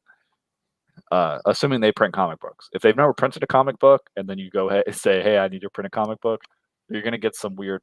You're gonna get some weird feedback. But if they print comics and they print comics, they're gonna know. Okay, cool. You wanted this, and yeah, because the packaging, like, you want to be able to fit it into a modern or current bag and board. So Yeah. To your book also, or not fit into the long box. So you have to there you think go. about those things before you go off and do something like drastically radical.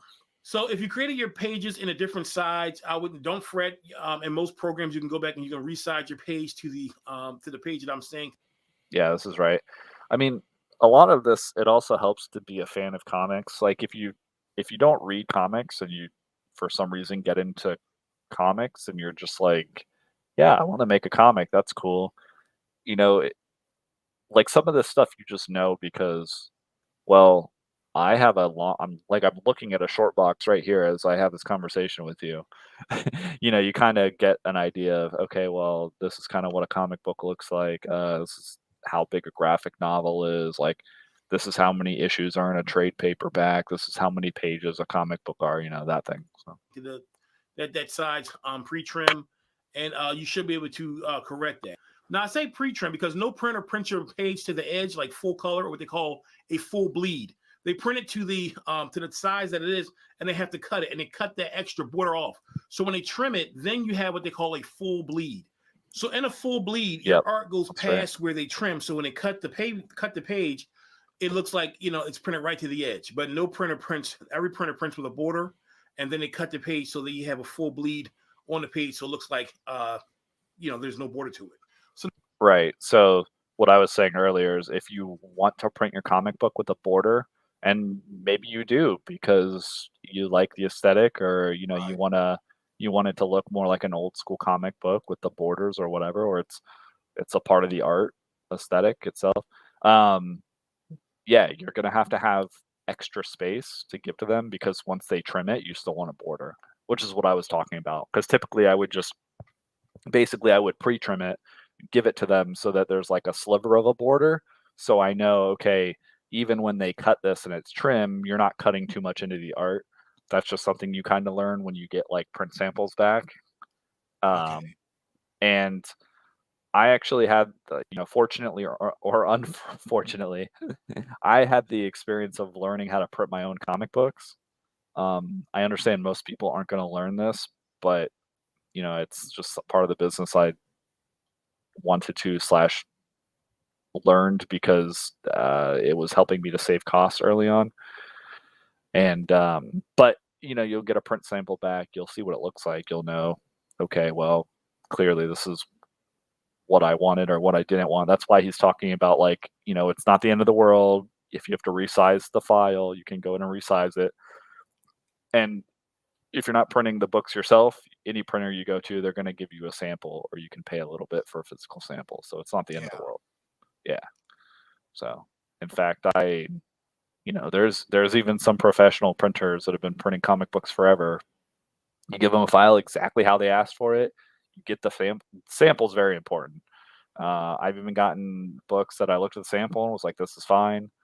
I give it to them. I go, okay, go ahead and print it. And then somehow after the fact, they trimmed a little too much off. And I'm like, what's going on? Yeah, that's kind of a big deal. Yeah, it's a big deal. So the next thing we have to consider is our page count. So when we talk about page count, we're really only talking about one side of a physical page. So when you count a book or count the pages in the book, we're saying if it's 24 pages, it's really actually only 12 physical pages, and one side is considered a page. So it's 12 physical pages, but one physical page is two sides. So in the industry, when it comes to printing, they will often call the page count, they call it a side. So you're going to buy sides. You buy your sides for every book. So going forward with the rest of the video, I'm going to refer to pages as sides so not to get confused. Yeah. So that makes, I'm sure seems pretty obvious, but when you get into it, like if you think about it, you take a piece of paper, you fold it over, you essentially have four sides. You've got the two outside sides and the two inside sides. So that's your 4 pages. So, and then the covers are extra because they're going to get stapled on. That he'll probably explain later. But yeah. So you have to have. The reason everyone prints books in groups of 4 pages, and I know we talked about this early on, is because you're folding a piece of paper over. So that's 4. So you want to make sure that you have basically groups of 4 pages. So like 48, 80, anything divisible by 4, because all your interior pages are going to be in groups of 4. So folks out there who are that's why the script and working with the artist and having an artist who has sequential experience is very important. And it's worth money to hire an actual comic artist who does interior pages, because you need to know where you're at in regards to, like, if you write a very tight script, okay, I know I've got literally 24 page, it's going to be a 24 side page, whatever you call it, 24 page comic book. I scripted it out, every single panel, every single page, if you leave a couple pages of buffer room in there, which is what I typically tell people, like leave a little bit of space. So if the artist wants to fill in, a panel, or like, or extend, extend it. Yeah. Or if you, like, say you have a page with a lot of dialogue, it's like, well, maybe you're going to have to trim that down.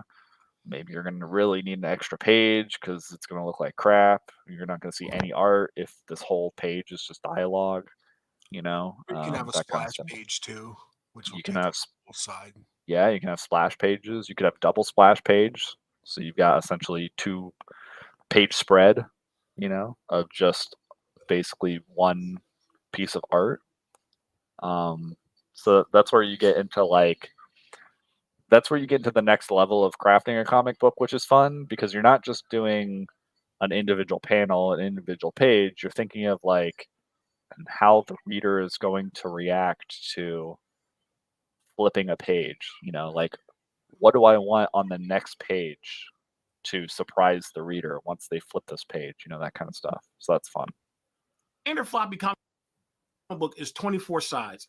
So 22 sides typically is your story, and then those 2 other sides, I like to call them business pages. I would say there's some people that say, I want to use all 24 sides to tell my story. And again, it's your book. You do whatever you want, whatever makes you happy. But I think there is a real value in keeping those 2 extra sides for what I use my sides for was like doing a direct kind of call out to the readers and saying, hey, how are you doing? Thank you for buying the book. And I use another side for using basically for advertising. So, you can do it any which way you want, but I think there's a real value in keeping those 2 other sides. So that's interesting because for Hardly Heroes, we don't do that. we use the interior of the covers. So like he Right. shows when it's where is it? Oh man.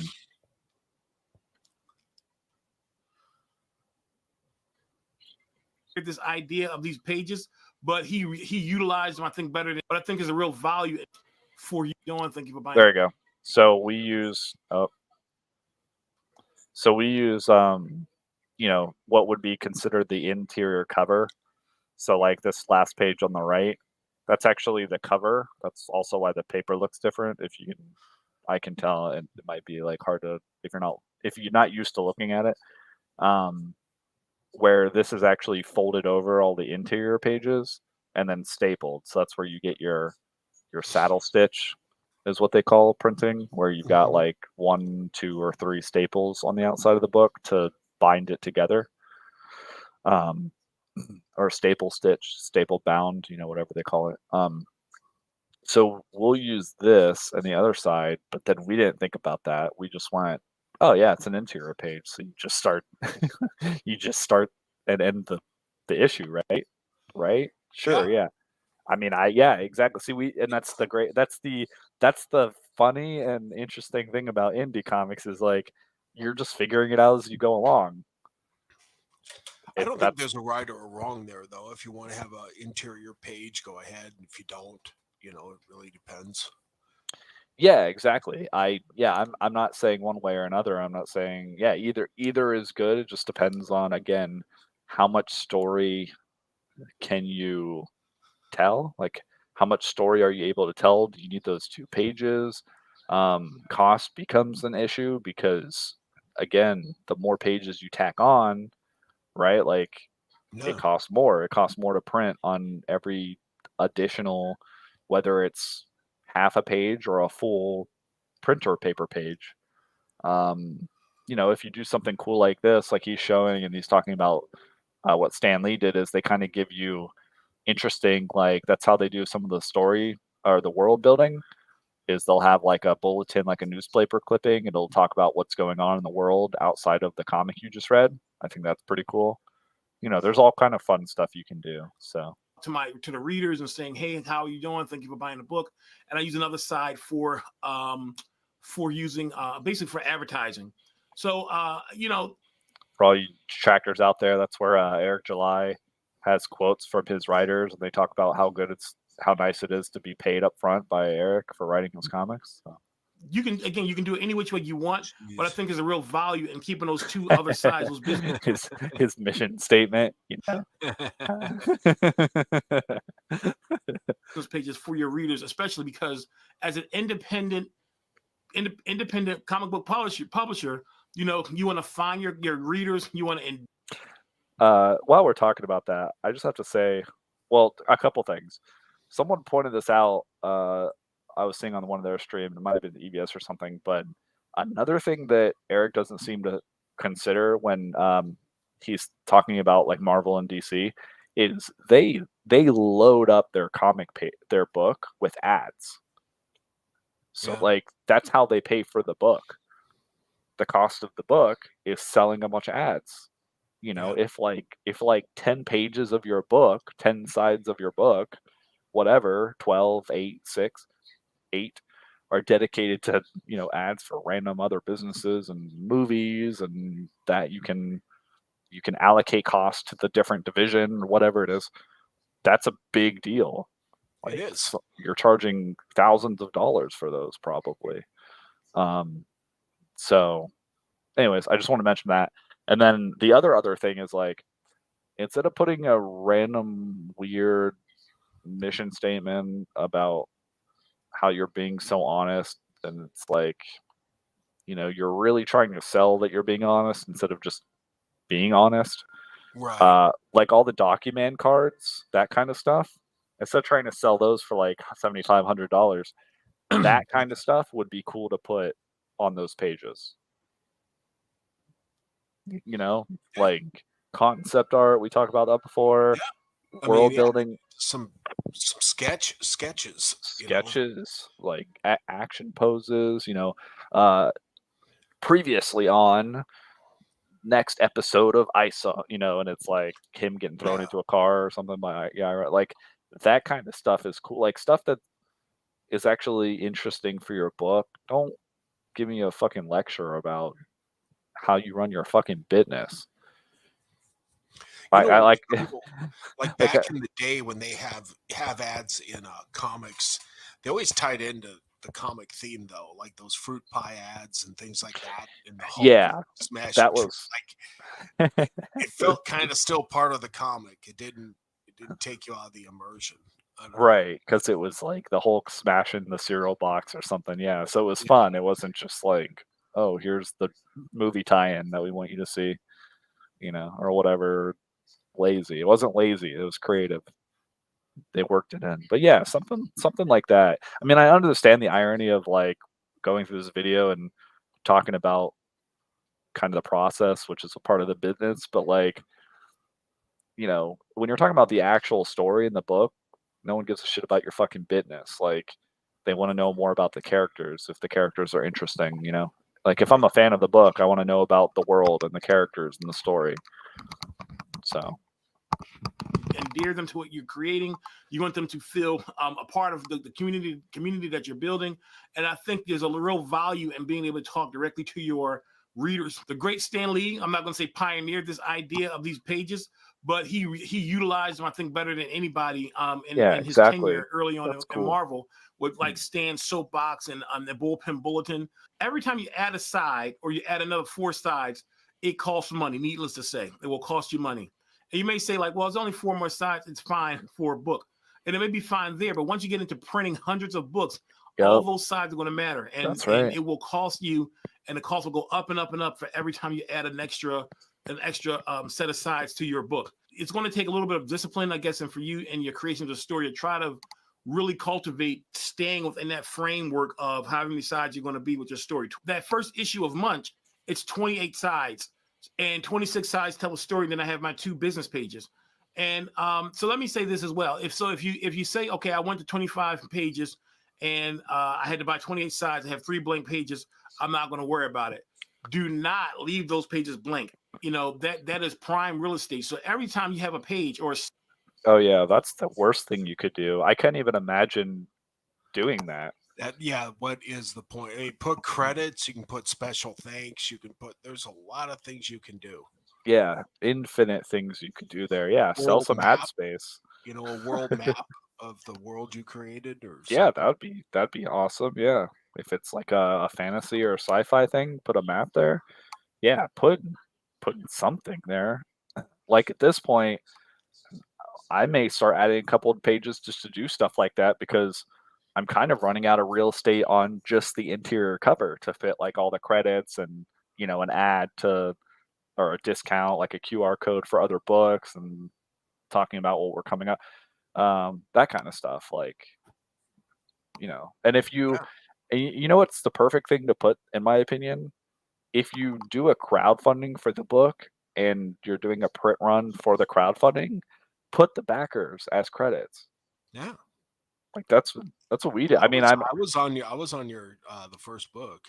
yeah, and I update that every issue. Like I so shameless plug for Hardly Heroes. If you guys want to be a credit for the book, just sign up for like our Patreon or you know, our buy the issue subscription for the pull list subscription for a month, and then you get your credit in the book. Because I go through and I update that. You know, it's like, oh, okay, this person joined, or you know, someone fell off or whatever. Like, add them in. You know, like Yeah. this is the issue. They earned it. They're well, yeah. So that's easily something. And some of these guys, like, if you're crowdfunding a book and you've got like 50, 25, 150 backers, like that's a page right there. Yeah. Just bold text. Put They their name, put appreciate their it. you know, yeah, put out whatever handle they give you, you know, when they sign up. So side, that is real estate. You have to utilize your real estate because if not, it's like you're wasting it. So I will always say use that real estate to do something to promote your book. Shout out to your readers. Put maybe a picture in there of you drawing your book or something that connect readers or an alternative variant type cover. yep, that's right. Another one, fan art submission.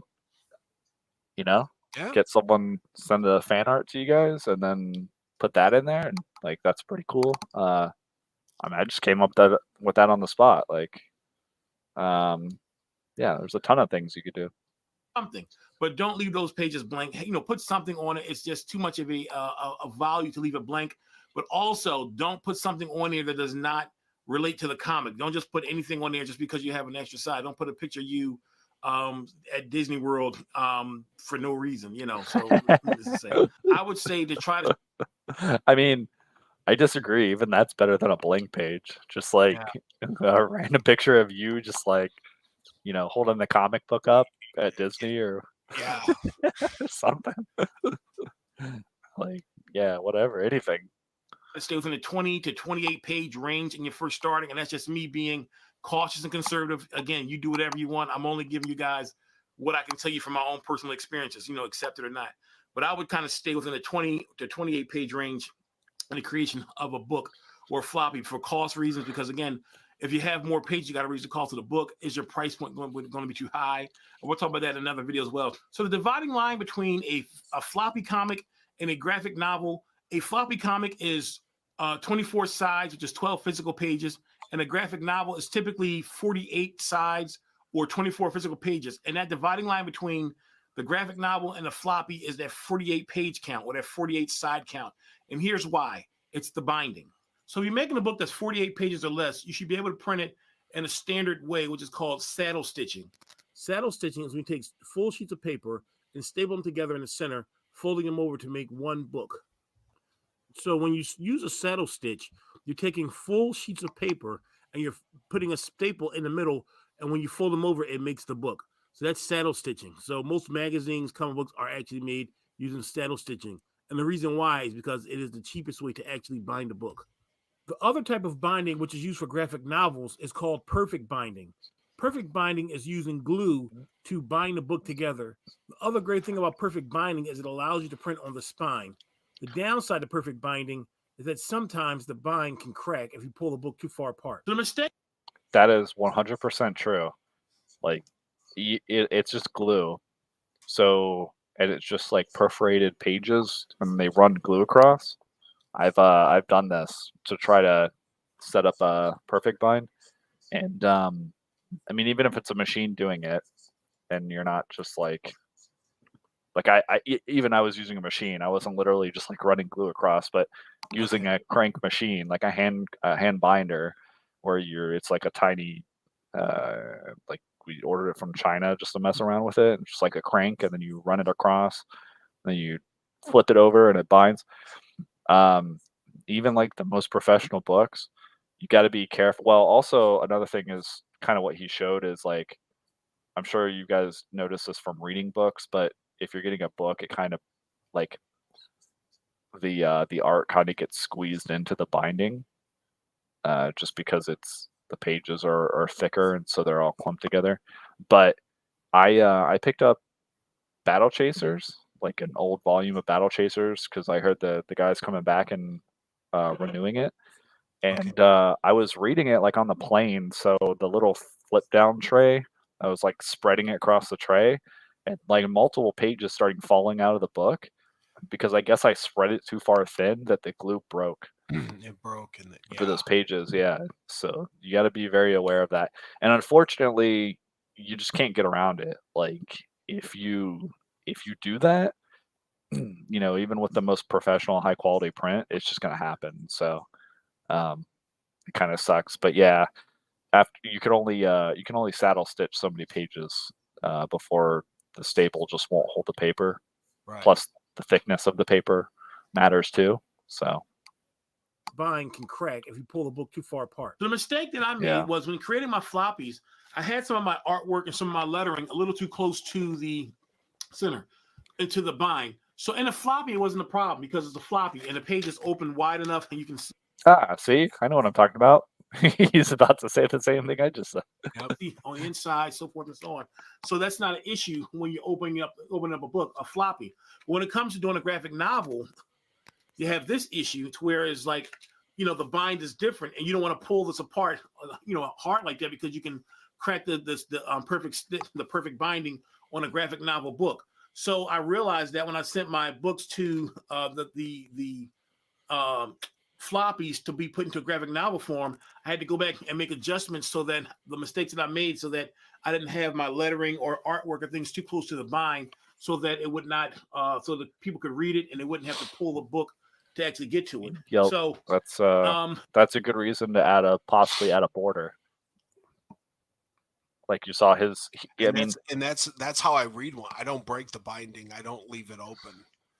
Yeah, but that way, novel, I try to take care of it. But that way, if you, and when I say border, I just mean between the art and the edge. Like you can see he didn't. I mean, his borders, quote unquote, like this weapon goes past the panel, the gutter, so it's not like he has a hard border there, like the guy's head goes above it. But you can see he obviously increased the border so that the art doesn't go in, like it doesn't go into the book when it's a graphic novel or a volume, when it's perfect bound. Because like you're saying, yeah, because you're scared. You're like, oh god, I want to see what's in there, but like if I crack this book open, I'm gonna break the binding. So that's a good point he mentions right there. Is you may have to adapt and add that so you don't get that art going all the way in there. So that people could read it and they wouldn't get to it. So, but these are mistakes that you make. And fortunately, it didn't cost me a bunch of money, but it did cost me a bunch of time to fix that mistake. So, and there's a saying that goes, it's good to learn from your mistakes, but it's better to learn from other people's mistakes. I've had a lot of ups and downs, like figuring it out. And I took the time to educate myself as much as I could. I paid for consultation. I bought books on it. I went to seminars or conventions. Oh shit, we could charge for our information. You guys are lucky. We're giving this to you for free.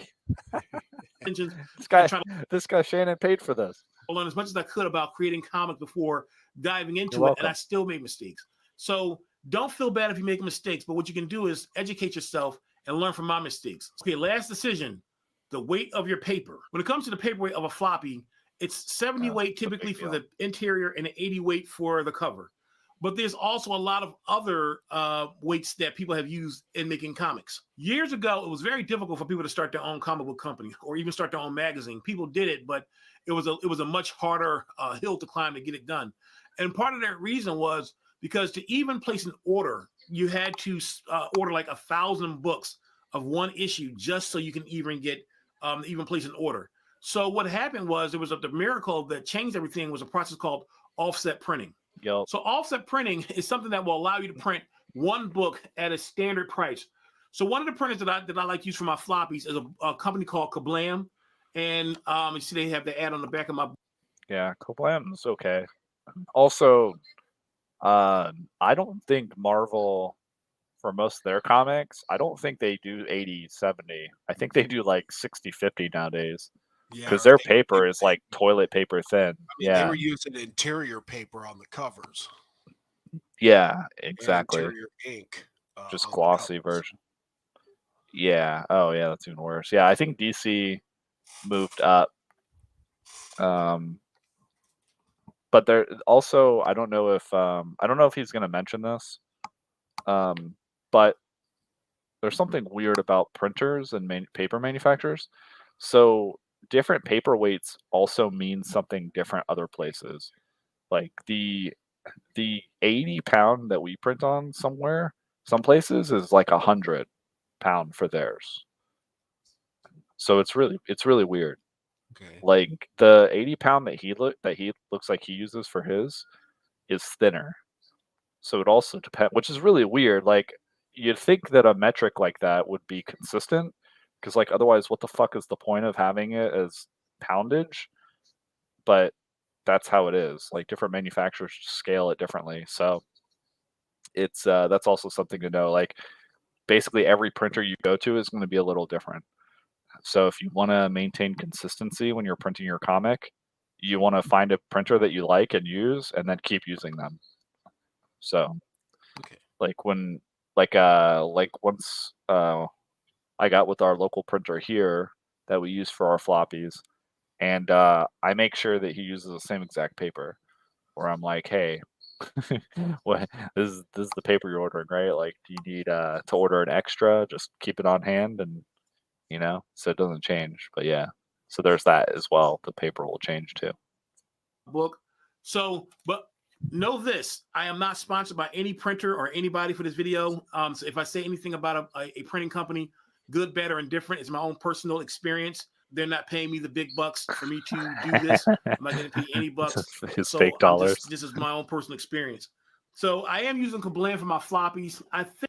Oh, another thing is that I don't know if he's going to mention it here, but if you're going to use a bigger printer, for anyone out there printing, self-publishing, doing their own printing, so for this Kablam, like digital printing looks kind of like an ad on the back of his book, like to basically show everyone, hey, he used Kablam. See, guys, and they have a QR code. They'll printers will give you a discount on your cost if you let them put something like this on there. So like he probably got a discount on his order because he let them put. Now, you may not want to do that. You may not want to splatter this on the back of your book. Yeah, if you don't have another advertiser, if you do have, I don't know, couldn't he put it on the interior and yeah, it depends. Work, right? It depends on the printer. Like the printer we used for the volume for Hardly Heroes, I basically worked it out with them. I think because I saw that another printer had the option, and I was like, "Hey, do you guys offer any kind of like discount if I just do and they're like, "Yeah, what do you want?" I'm like, "Oh, just like a half page ad." So I did it on the interior because we have art that we put on the exterior for the book. So I don't want to do that. I was like, well, I'll put it on the interior. So that's what we ended up doing. Because I think the back is important for like if you're gonna do like a synopsis, or like say you're gonna do like something cool like a wraparound cover. You want to save it for that. But I'm not saying it's again that's the cool thing about being independent. Like you do it however you want. So if you want to fill the back page and you've got the real estate, and you don't want to have anything on the back cover, then there you go. So, but I just want to let everyone know that's probably what happened here. I can't confirm. I can ask him when we have him on, if you guys remember. But so just know like printers will work with you and give you kind of a deal or a discount. It's not a ton, I think when we did it was like 5%, but 3 or 5 it might have been 3. It was 3 or 5%. But hey, that's a big deal when you're printing like potentially hundreds of books. So I think when I looked before, and things have changed since then, a standard you just got to think of it as like an ad placement, in your comic. So book, if you were to print a full book, 24 sides, 70 weight interior, 80 weight cover, full color inside and outside, I think the price was somewhere close to like $5, something like that, $5.32. I can't remember what it is, and I'm sure the price has changed since I first looked at that. Now again, my book was selling at $3.99. And the reason why is because if you order more, of course you get a lower price. So I ordered a lot more than. Yeah, of course there's quantity discounts as well when you're ordering bulk. So just a few, but if you order just one or like 1 to 10, you can still get them for like $5 a piece. And one thing about Kablam is they will give you a discount. They will cut some of the pricing off of your book if you allow them to advertise their printing company on the back of your book, which is what I did. Sometimes it's hard to tell if things are working until it's an actual print form. So one thing that I actually do is I actually print my book at home on my own printer at home, just so I can put it together as a book and actually read it as a book to see how it feels. Because there's nothing. Oh, that's cool. It's a good idea. Do like a basic test print on just regular. Looks like he probably does regular printer paper, but yeah, put together at home and see what it comes out, see how it feels. Because another thing is that if you're doing a low print run, I mean, like we're all independent people, self-published people. We're not talking about doing, unless you really want to get a huge discount and you're like, okay, I'm going to, you're Eric July, you're like, I'm going to send on 20,000 copies of my warehouse till I sell these things. Yeah, or 50. you know, yeah, unless you're like, oh, I got to order 1,000 of these to get offset printing. You're gonna do digital printing, just so you guys know. And if you're doing digital, it's a digital printer. Like it's a laser. I mean, it's probably better than like it's a commercial printer. So it's probably better than like your average home office printer, but it's gonna look more similar. So like this is a good idea, is what I'm saying. And like holding the book in your hand and reading it out to see how it feels before you're ready to send it off to a printer and actually get it printed for real.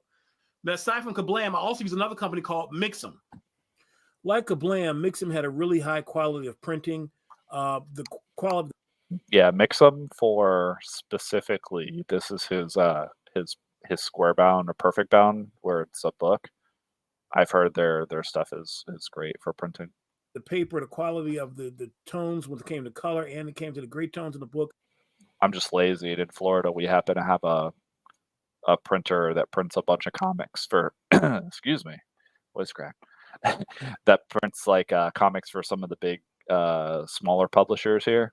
So I was just like, oh, I'll go with you guys because you're outside of Tampa. So I was really happy with that. And the difference of why I went. But yeah, I've heard good things from them. And there's also who's the other printer? It's like a part of Gecko or Greco printing. Shit. Yeah, I think I've heard of them. It's I'm trying to remember what their comic printer company is called. I'll think about it later. It'll come to me later. But yeah, it's similar to Kablam. With Mix'em on a graphic novel. One, they're considerably or significantly less expensive than Kablam in a lot of ways. The one downside I say about Mix'em is the way you have to load your pages. And I'll get into that another time, but loading the pages is a little bit cumbersome. It has gotten a lot better with that. And Mix'em has a really good customer service. So, but yeah, they did my mini comic book and they did a graphic novel, but I got my floppy done by Kablam. But I didn't use Mix'em for my floppies. Here's why. So the difference between here, again, this feels like what they call a floppy because it flops and it's kind of a floppy cover. Here, the Mix'em, they have this cardstock cover, and this is how they do their comic books. Yeah, they only have about if they cardstock. can make the cover of the book similar to what we consider standard floppy book, and it's not in their capabilities for their offset printing that they do in their shop. So all their comic books, if you get one from there, it's gonna come with this kind of cardstock standard style again. So this style is not necessarily bad, but it's not floppy to what I wanted. And in the 90s, they were doing a lot of these cardstock type of books, so it's not uncommon. Like the Fantastic Four here, this is from the 90s, early 2000s. They were doing these cardstock type books. We ended up here's the Sabretooth. They were doing a lot of weird stuff. Some of them were pretty cool, but the cutout here, with the cutouts in the thing with the teeth, so, Sabretooth's teeth. They were doing things like that. So, but if you're looking at it from that perspective, but yeah, so I didn't want a cardstock book. I wanted a floppy, and I wanted the cover to flop. So one of my next books I'm going to print, I'm going to try Comics Wellspring to see how they fare. Comics Wellspring. There's another company called Print Ninja, which Thank you. That's a whole other animal. That's for another day. Print Ninja. Because using Print Ninja. Yeah, Print Ninja, Comic Wellspring, it's Kablam. Ninja, it's like almost not even worth doing Print Ninja, in my own opinion, unless you're going to do a really large order. And I'll talk about that in another video. When you're going to print, and it's really important, as I said before, you want to make sure that your pre-flight checklist or what you're supposed to submit to the printer is correct on your end, because you don't want to make a mistake and eat that cost. It is important, for me, it's important to think, I invested all this money into this book. I invested all this time. Don't make a mistake and order 1,000 books that's all misprinted. You don't want to do that, especially your first time doing it. Because again, it's different between seeing it on your computer and then actually getting your book and holding this book in your hand. It's a different feeling. Yeah, it sucks. When I picked up the volumes, I just cracked open one of the boxes and looked at them. It was, in my opinion, almost worth returning. But then I showed someone else and they didn't notice. So I was like, okay, well, if the average person looking at this doesn't notice, it's still readable. Like it's not like they cut off like half a sentence or something. It was just too close for my comfort. It was like they like there should have been more space between this stuff. And so I looked at it and I was like, oh god, like, do I return all of these books? Like, all, like, I don't know, like 120 of whatever the total print run was for the for the volume, the first print run for the volume was. Like, but no, it's fine. If it doesn't actually cut anything off that's unreadable or something, then fine, I'll go with it. I mean, it really is like when it comes in, you feel so excited because your book came in, and you want to make sure that things are right before you want to sell it to your customers. So, and Yeah, but seriously, proofread it, especially if you're getting books shipped to you. Like, it's so much better to read through, and then even if you have to get them to pay for the shipping and return them or whatever, yeah, get the book that you paid for, you know? Yeah. So that's why it's very important. I keep saying, get a sample.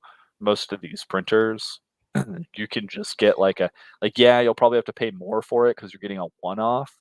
Some of the printers will include the sample in the cost, which is nice. So it's like it's it's basically guaranteed that okay, it's understood that okay, you're going to get a sample, and this is a part of the print. So it's almost like you're getting like a sample as a part of the deposit. However you want to look at it, but you definitely want to make sure that you look at it and you don't sink a bunch of money into it and then get a final product that's fucked up. you're going to realize a lot of issues. You may find a lot of small issues once you get this book actually in your hand. So I think it's worth spending the money for that proof before you go ahead and print a large number of orders. I swear I didn't listen to this whole video before, so that I'm accidentally saying stuff that he covers literally like the next 3 seconds. Yeah. Well, Thank it's you for common watching. sense, too. What were you saying? It's common sense to me. Yeah. Get a proof, look it over carefully. If it's what you want, then hit the go button. Yeah, but I imagine because I mean, what he's talking about, the feeling is really real. Like, you imagine you're just looking at something on the computer or all these images. I mean, like for example, like when we look at Mercenary Guild stuff, it's all digital. We're all looking at like JPEGs and stuff. But once you get really a first actual printed copy in your hand, you're like, oh my god, it's so good. It's like the first time you see art of your characters. You're not looking for small flaws or imperfections. You're not looking so close, even though you need to. You could easily just look over a bunch of stuff and then be like, "Oh, this is awesome," So I understand where he's coming from because I was there. I was like, "Oh man, this is great," you know. And you don't even really think about it, even though it's common sense. It's more like you just have a blind spot because you're so excited. You don't think about it. You're just like, oh man, I can't believe I actually have a printed book in my hand. So I'm going to have more videos soon about my journey through this comic book business, as well as me telling stories about my hell journey yeah, as a dude. filmmaker. As some of you guys know, I'm a filmmaker. I'm a writer. I'm a comic book creator. I'm a creative person. This is what I do. It's just the life I live. Subscribe. So if you got something out of this video, I'd appreciate if you like it, subscribe, ring the bell, all that great stuff. Help me out. I'd appreciate it. And again, if you want to get a copy of Munch, the graphic novel, or the original first issue edition, links below. Appreciate it. There you go. Go subscribe to this guy, guys. Give him a like. I may check out his book. Yeah, I wanna definitely. I'll have him go into it and talk about it more. Get a trailer. If we end up having him on the show, so I reached out to him because I would like to talk about comics and indie comics, and his videos are on point. So it'd be fun to talk about stuff we like and the comic industry and the process. So thoughts, opinions on that, William? Again, I learned quite a bit from it, and there's a lot to consider when printing and when crafting it. Does it make a little more sense now for some of the conversations that you and I had earlier? Yeah, it does for sure. Yeah, I thought it was pretty informative. So yeah, I think it's good. When you read comics, you don't really. I don't know, you don't really think about what, at least I never did, really what goes into it. And, just in creating the physical piece of media, you know. Yeah, it's a whole different animal when you're turn you up a little, sorry. When you're working on it on the back end, I guess, so to speak.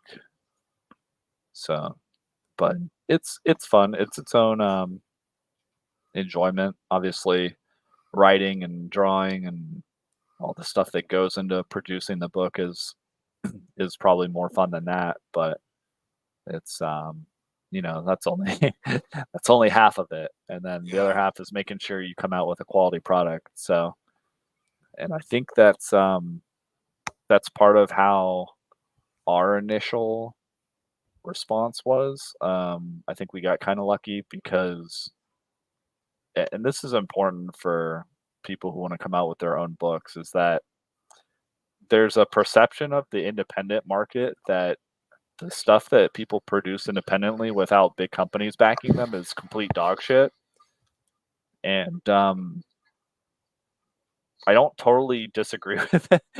I mean, if you really get into the weeds and you see like imagine from like especially from the retailer perspective, probably all the people that come in. I mean, we've even got people that will just hit us up on a whim, basically, and I'll give them the spiel and just say, here's my expectations. Here's what you're getting yourself into, and I've had people hit us up and I respond to them and I never hear back from them because I think they realize, oh, okay, well, this is more of just a dream, an idea that I had. I'm not really willing to commit, Yeah. um, all the actual time and money and effort and skill that goes into this thing. So, in the learning process, but it's really important because if if you come out with I hate to say this, but if you come out with something that looks good, you're going to catch a lot of eyes. You're going to get a lot of attention. Uh, which if you have a good quality product, you have a good quality story, you have a good comic, that will carry you the rest of the way. But initially, if you have something that's professional looking, you're gonna just you're gonna blow the competition out of the water because the bar for independent people is really low. Because people are so focused on the thing that they're doing, the art, they don't think about the presentation. And come on, let's be honest, in the real world, presentation is pretty much everything. Like Yeah. that's why Yeah. people care about first impressions. So so like videos like that are really good because if you print a comic book that looks like that, it looks like a real comic book. Not to say that it isn't going to have a real comic or story inside it, well, maybe some things we know. Yeah. Maybe some comics we can think of off the top of our head are like that. But that just goes to show even those comics, it gets them across the line into the door. So yeah, I've had people where we cold approach early on, especially we go to a lot of the shops in Florida. We just approach them and say, hey, we're working on an indie comic. We're a publisher up in Northeast Florida. Like, you think you'd be interested in carrying the book? Here's a copy, issue 1. They pick it up, they flip through it, and they're like, oh man, this is actually good. Like the paper's actually good. I'm like, yeah. I mean, I had it printed by an actual printer, and they're like, yeah, but like there's real art in here. And I'm like, yeah, I hired a real artist. At, like what my budget could afford. That's like they're like, yeah, and your dialogue and um Well, imagine all the people that approach them who have, subpar work. It's oh probably yeah, get a lot of that's that. the thing. Well, that's the thing. So you approach some. That's why I say the bar is low, right? So you approach people and you have a comic book that looks like it's something that people can pick up off the shelf, then you're in because it's like, oh wow, this is like a professional product. So now we definitely had learned a lot of lessons about what we had on the interior, as far as like the lettering we were using, like how to make the lettering more impactful so it's easier to read. the amount of dialogue, the spacing, the art, the panel, all that stuff after subsequent issues, the art, all that we learned and improved, I'd like to think. Got feedback from people who were willing to give us feedback. So that's the next step. Once you get in the door, you really want to make sure you get a lot of feedback from people. And you really need to be able to take criticism. Absolutely. Even if you hate it, don't tell it to their people's face. Like, you need to.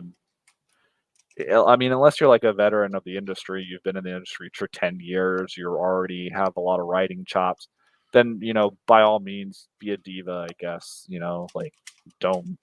I mean, even those people need to learn stuff. I'm sure you're always learning, but like, you have no excuse if it's your first book. You should really go out of your way to get people's feedback and criticism, Yeah. because you don't know. Again, you don't know what you don't know. So like, there's no way in hell you're gonna ever produce something good. Like, I didn't expect Hardly Heroes to be a masterpiece out the gate. Like, I don't think it's the greatest comic of all. I'm not touting that it's gonna take down Marvel and we're gonna make $1 million. It's just a story that me and Kyle and some buddies wanted to tell, and about our DM and our story, and this like piece of us that we've carried for the last few years. William wanted to tell the story of characters that he's been talking about and thinking about for years, that he wanted to express. That's just what it's about. Like, you just have to be passionate, but Yeah. you can't be a pussy. I'll just say Yeah. as bluntly as I can say it. Like, you have to hold your baby up, and your Once you baby's. put it out there, it's out there, and Mhm. maybe you get some haters, maybe you get some, but you can't. Yeah, but that's the Fire thing. back Like, at people, and that's what the mainstream does. They fire back instead of listening to fans. Oh, well, you yeah, don't like this. It's like, no, the art's terrible, the writing's terrible. You got to do better, and you just don't like this or that, and it's like, I'm the customer. I know what I like, motherfucker. Yeah, Yeah, like, imagine how you feel if you're an indie creator and you're trying to create something, right? Like, imagine how you feel if you buy a product and you're like, well, I don't like it for this and this and this or whatever, and then someone ats you on Twitter or something and just starts calling you all kinds of names, insulting you, like they can't take responsibility for, if it's a valid critique. I assume you have something to say about it. You're not just saying you suck, fuck you. But if you're like, no, there's some real problems here, and there you actually have points to make. Imagine if someone did that to you. Well, if you create something yourself, you're going to be subject to all of the same shit that you may or may not think or express to other people that make the things that you enjoy. So you just gotta, you gotta look in the mirror, and you gotta have some self reflection. So but the professional presentation that gets you in the door, like doing a good print, not just making something out of postboard paper at your house, to sell to people, like a professional printed book, um, taking criticism, improving on it. You may not have a banger. Like, say you're telling a story and you're like, okay, I'm gonna have 10 issues. This is gonna be a 10-issue story. You may want to write a script or an outline for all 10, or have like 6 of those in the can ready to go. You may have started art on issue 2, maybe even 3, but you really need to release one and see how it goes, yeah, and see what kind of feedback you can get. You don't want to invest a ton of resources into something that you have no idea whether it's going to be successful or not. Like, you need to see if it's viable, and then go from there, and kind of take what you learn, and then improve it along the way, because there's plenty of stories that people will tell you, oh man, yeah, it was like kind of bad the first like one, But it was okay. It was like a decent premise, and then like, man, by like issue 4 or 5, or I was on board. They got me. Like I was hooked. Like people will tell you, Yeah. oh, you got to hook them in the beginning. But conversely, there's a ton of stories out there where you're like, oh man, season 1 was fucking awesome, and then it fell off a cliff. Issue Yep. 1 was great, and then it had no substance after that, so I fell off on issue 3. So Yeah, well, you got to stick the landing too. You got to be good throughout, Yeah. which you really need to have some sort of idea before you really commit to anything. You definitely have to have a solid idea. You can't just make it up as you go. But I just mean like, as far as doing something that you don't have a reference point for how successful it's going to be. Assuming this is a commercial product you're trying to sell, if you're just trying to come out with something and it's like this is a vanity piece, maybe vanity is the right word. If it's a passion project and you legitimately don't care about making money off of it, it's just like for you and your friends and family, then who cares? You know what I mean? Like if it's valuable to you, doesn't matter how valuable it is to the public. But if this is like supposed to be a commercial product, then you need to be able to test the waters and then go back to the see the if drawing there's an board. audience out there for it. Yeah, for sure, it has to be viable. So, and in entertainment, who knows? Like there's no way to know. It's a brand new IP. Like you're just starting off. You're, no offense, you're a nobody. Like we're nobodies too. I'm not saying we're awesome and you suck. Like you're nobody. You gotta have low expectations, or I should say appropriate expectations. Like if it goes to the moon, phenomenal. But that's not most people. So yeah, it's just the nature. I mean, I'm always hearing just like with that video, I found out about his comics. I didn't know about those comics. So there's so much indie stuff out there. It's unbelievable. Yeah. And there's a lot of good stuff too. Like it's not like a sea of shit. I mean, there's a lot of shit out there. That's Obviously, exactly right. And it's a lot of it is superior to to mainstream, and there just aren't enough people promoting it. So at least we got to promote this guy's comic, or at least in a way. Yeah, I will say though, disclaimer: I have not read his comic. Seems like a competent writer. If you go watch his other videos about writing comic script or something, but yeah, I mean, it looks fun. I'll probably check it out. I mean, if it's $3.99, he's got it on a website or something. If it's something I can buy without having to back like $200 worth of like God tier merch, I can just buy the book. Yeah. So, speaking of which, I saw that Pete for Alterna, Pete Zametti, he's doing like some back issue 1 of stuff that he's on. So that's cool because like I like the is it Blood Realm? Yeah, Blood Realm. That one looks freaking sick, but I don't want to breed like issue 8. Or obviously I want to start at 1 or 13. Yeah. I don't know. He's on like maybe 9. I don't know. I think it's 13, but again, it started kind of weird because there was like a 1 and a 1.1 or something. I got lost. But yeah, I like how he's coming back out with like some form or edition of that. So I'll probably hop on that one. Or the guy who's the artist or something is having that's his name is Geronimo, I think Robert Geronimo or something. He writes and illustrates. And I like it. It's kind of an acquired taste though, as far as the art style, and isn't a lot of dialogue. So yeah, I want to check that out, but I obviously want to pick up the back issues. So important to have back issues or collections that you can buy so people can actually start from the beginning of your story and continue reading. Yeah. So that's a big deal. Yeah. So so. And I just looked at Jason Bascom's comic One Stormy Night, and it's short, and there's no words. I think he wanted to tell a story without interesting. words. There's onomatopoeia, but there's no dialogue. And That's cool. he does a good job of really showing motion and things like that. I think this would be a good, like, animated short. But Cool. Yeah. it's not something you read because you just, there's no real right. But it does tell a story. It's just basically all action, and it's pretty cool. And you can get it for. He doesn't sell it for that much. So, since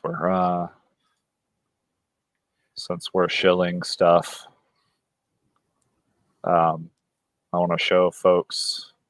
You're gonna see it here first. So, in the same vein of Mercenary Guild, we're working on another book in development with writer-artist duo, and we have to line up the time zone, but we'll have the artist Adam on at some point on the show to talk about Victor, or the writer, or both. We'll see. But we're gonna have a poster and an email sign up soon for Victor, the Victor book that we're working on, and we got inspired by the Mercenary Guild. So I just want to say thanks, William, thanks, Luke. sure, no problem. For doing that. So this is ongoing theme. Yeah. Well, we did like a little a missing, because it works with Frankenstein's monster. He's always like getting pulled out to sea or something. Yeah. So it's more like instead of we want you, it's almost like a wanted. Like, have you seen this guy? Please report to the local constabulary if you see this guy. So that's coming soon. Look out for that. But yeah, I'm excited about that. I'm excited about all the books that we're working on. So a couple more that are in the works too that not worth talking about yet. They're not that far along, but they will be, and that's going to be fun. Speaking of which, should we conclude with some Mercenary Guild trailer? Actually, I shared an article if you want to talk. I don't know if it's in the page, Wizards of the Coast. Let me see if I can even pull it up. I'm gonna have to hop off soon though, so we can briefly talk about it. Well, I mean, you're somebody who's pretty invested in tabletop and in Dungeons & Dragons and in 5th edition and what have you. What do you see a future with this company? Okay, what do you think that future looks like? How about let's talk about. I'll save this. Let's talk about this next episode. But I'll just briefly say, I'll say what I've said a few other times when I've gotten this question or similar questions, is that I don't think D&D is ever in danger of being lost or destroyed or anything.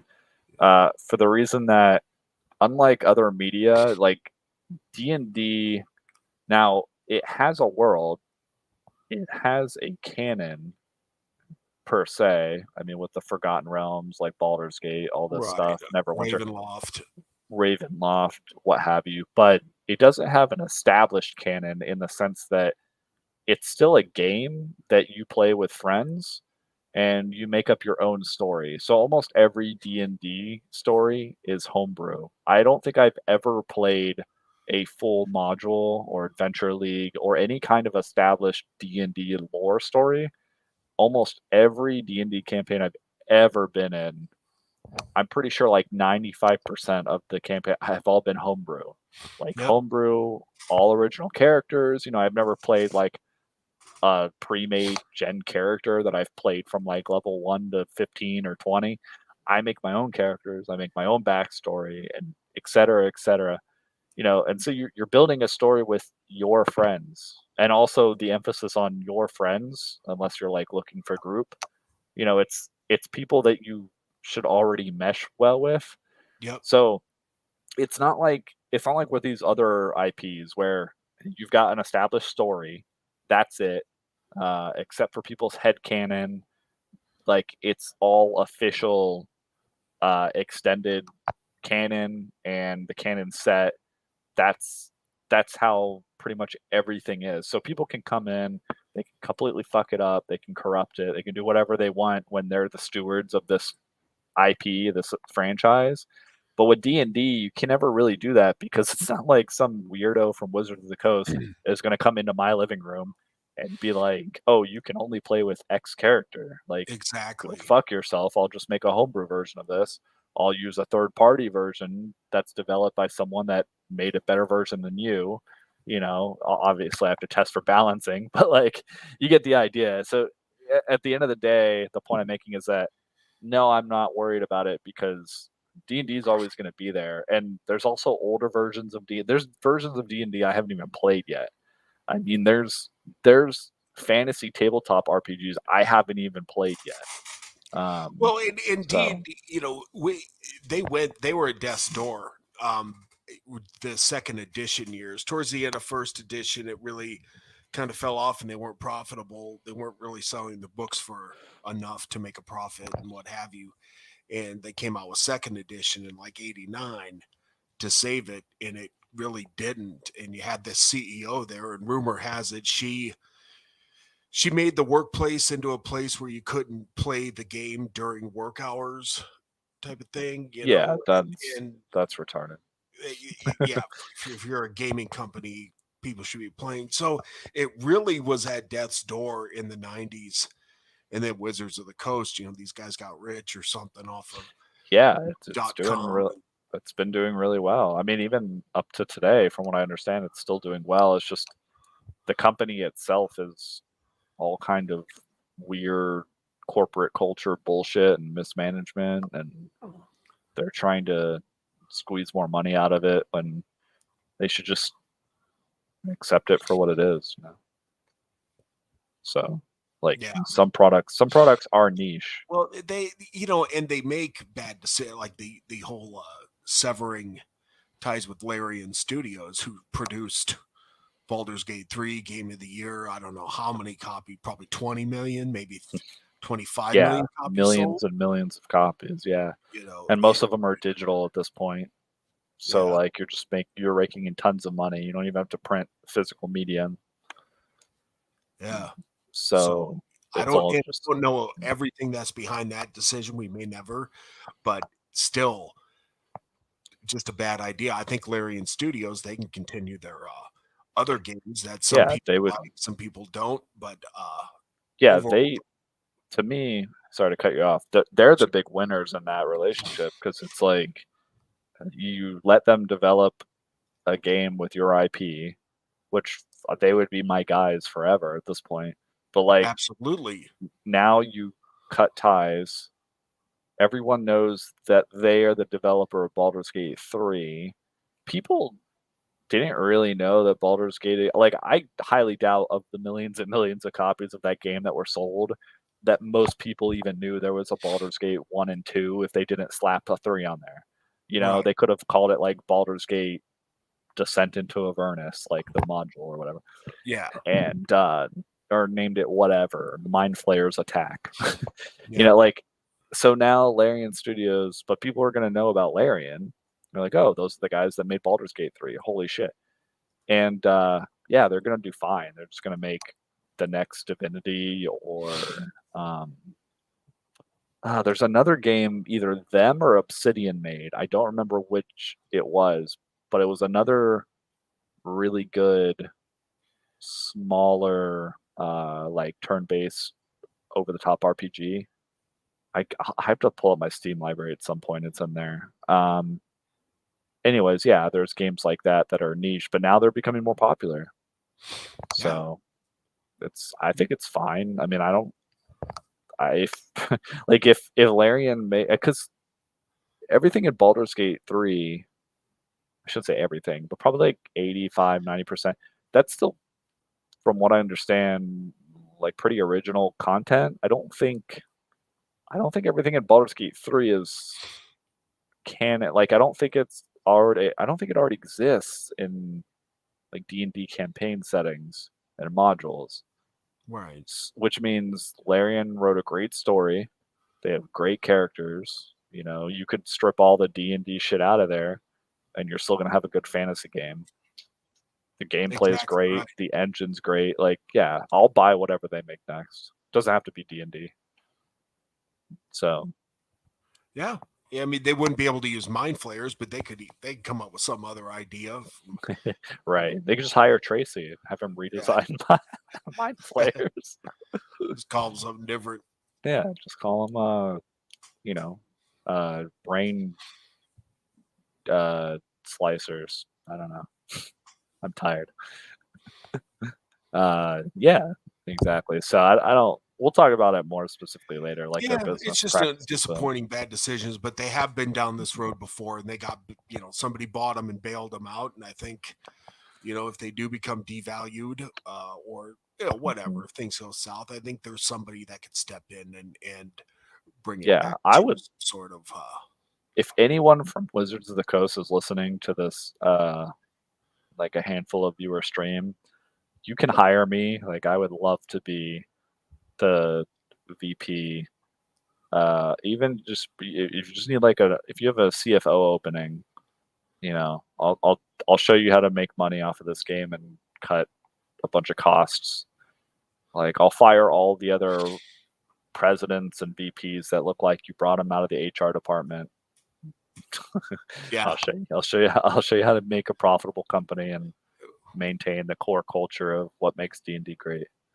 Yep, we'll hire gamers too. Yeah, I wonder how many people at Wizards. I'll be a play tester. Yeah. Yeah, I mean, what's that guy's name? Who's like the sage advice guy? He has to, the lead designer. Yeah, I don't know how many people they have.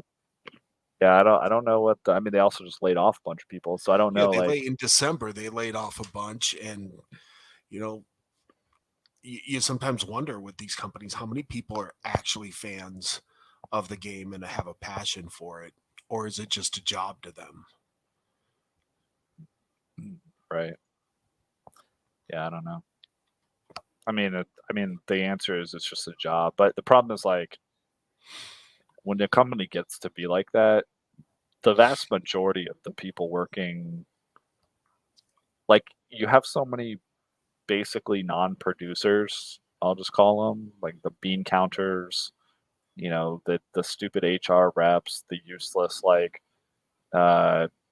busybodies that write compliance policies for fuck all. Like all those people, accountants, even like to some extent salespeople, all the people who are actually producing the game end up becoming either close, the majority, or they have way more influence than the people actually making the thing. The people actually working on the thing that you're selling is probably the minority. When you cross that threshold, it's like there's going to be a change. There's no going back. When you have people that are in charge of making meetings, plan strategy, marketing, blah blah marketing, blah. The marketing department, all those people. Yeah, like all of those people that all those people that are in a committee that have some kind of input on what's happening, and they're probably just like some person in their 30s with 3 kids, and they're like, oh yeah, I love D&D. Like, they never played D&D. Their kids probably play more D&D than them. They're like, oh, I got a free copy of Baldur's Gate 3. Like, no, you're yeah, like we all know who when I describe the person to you, like you all know who I'm thinking of. So those people are not D&D nerds. These people did not grow up rolling dice and getting bullied at school. Yeah. Exactly. So what's that?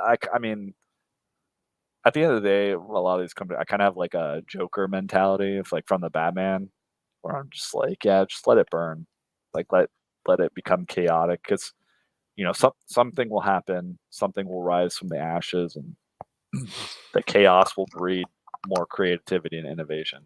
Yeah, I think that's what we're seeing. Yeah, I'm just kind of watching it burn. Just okay. Can't help you. Yeah, they don't need our help. They can do it without us. No, and again, I have all my books and whatever changes they want to make. new edition. I don't, whatever. Was that D&D Live or something they were gonna? Yeah, they're trying D&D to. 1. Yeah, they're trying to do a new. It's like 5.5, but they're trying to do it in such a way that they can limit it, so it's like on one of their exclusive platforms. So like if you want to play D&D 1 or Next or whatever bullshit it's going to be called, it's like you have to go to D&D Beyond, or you have to go to. That's why they were trying to do that big OGL change, the license. Yeah. That's why they got in a lot of hot water from that. It's all a theoretically good way to make money, but in practice, when you have no idea how the audience, like you don't understand why that game is popular to begin with, it's a fucking disaster. So, like, if you want to sell it, okay, Wizards, if you're listening, here's how you make money. Come in real close. I'll tell you a secret. Here's how you make money off of D&D. You make good licensed products. That's it. Like, you make good cartoons. You make good toys and minis and action figures. You make good movies. You make good video games, and you just slap a fucking D&D logo on it. Yep. You don't do fucking sweet fuck all with the game. Like, do not touch the game. You could literally stop producing the game at 5th edition for the next 50 years and just come out with great adventures and sell those for like 15, 20 bucks, and you'll make a Yep. shitload of money. And you get good writers. The mechanics are all there. And that's all you have to do. Well, you get these people in these companies who sometimes want to make a change just to make a change. Yeah, to justify their job. Yeah. Yeah. It's like, okay, here we go. Yeah, you see it all the time. They're like they're again, they're bean counters. They're people from my world. Like they're over analyzing and trying to over efficient. What's the verb for efficiency? Like they're trying to over make something more efficient. Like, let's simplify this. Like let's break it down to its core element. And you see that all the time in online games and MMOs where when the devs just make a change that doesn't affect the quality of life of the game or anything else, or maybe it nerfs something that doesn't need to. We've all been there. Yeah. And you're just like, do you guys even play this game? Yeah. Now, if I was going to make something exclusive for D&D, which I think they realized very quickly it would be a fuck up, I would make a visual tabletop, because most of the let's be honest, most of the tabletop platforms, like the visual aids or they're pretty bad. Some of them are just dumpster fires. Yeah. Like a lot of, I mean, they're not even really dedicated. They're like virtual tabletop is a VR tabletop simulator for just games. Like you play Monopoly in it. It's not just for D&D, you know. Right. Like Roll20 isn't just for D&D. Like I would, if I was Wizards, I would develop something or like pay a third party to do it, and I would make the best fucking and then I would just have that for D&D and be like, look, you're not going to be locked into playing this. However, if you want to play D&D, you're going to find it here. And then I would be like, okay, here's a subscription. Here's all the cool dice effects and add-ons and aesthetics and character models and that kind of stuff. And that would be worth a subscription. Yeah. And that would be like your live service, quote unquote, live service model that they want to do so desperately. That's what I would do. Like actually give the user a good experience that actually makes me want to subscribe to your bullshit. But what they tried to do is go, okay, well, we're going to cut everything off now. We're going to set it up to be cut off without introducing anything like good, like that incentivizes players. And so then they're like, and then they pissed off everyone because they don't understand their own audience, and that they shot themselves in the foot. That was what they did. They did it in complete reverse order. So it's yeah, it was pretty bad. So again, Wizards, if you want to know like what will actually pique people's interests in the game, it's not your like it's not the stupid headlines that you're trying to do in blogs, online blogs, and this other bullshit. It's stuff like hiring Larian to make a great game. It's doing the D&D movie. Like, continue doing those kinds of things, but hire great people, like creative people to do work on them, and give them the creative freedom to do it within the parameters of what you're trying to do. Like, that's what you would do. But I guess they're pulling back on all of those things. It's like Yeah. no, we don't want to make more money. If we make more money, but we can't have like our retarded input on this product, then it's not worth it. I'll Yeah, I just mean, leave it at they're that. not just taking D&D, they're taking Magic the Gathering too, which I never really played, but I Oh, understand. I used to play a lot of Magic. Too Yeah. much Magic. I And had to quit. you might hear Although- they're taking that brand too. So, yeah. Well, the thing about Magic is they released that card game in the early 90s. Early 90s, yeah. The early 90s. And there have been a ton of evolution to card games. If you're a card game enjoyer out there, shout out to you. But there have been a ton of evolutions in the way card games play, just mechanically, and whether it's paper or digital, there's all kinds of stuff. And there's a bunch of IPs that, again, they slap their brand, they hire out third party to design a card game, and they slap the logo on there, and the designer, the developer is great making the card game, and then everyone like there's a One Piece card game. There's a I think is it still around? There was a Dragon Ball card game.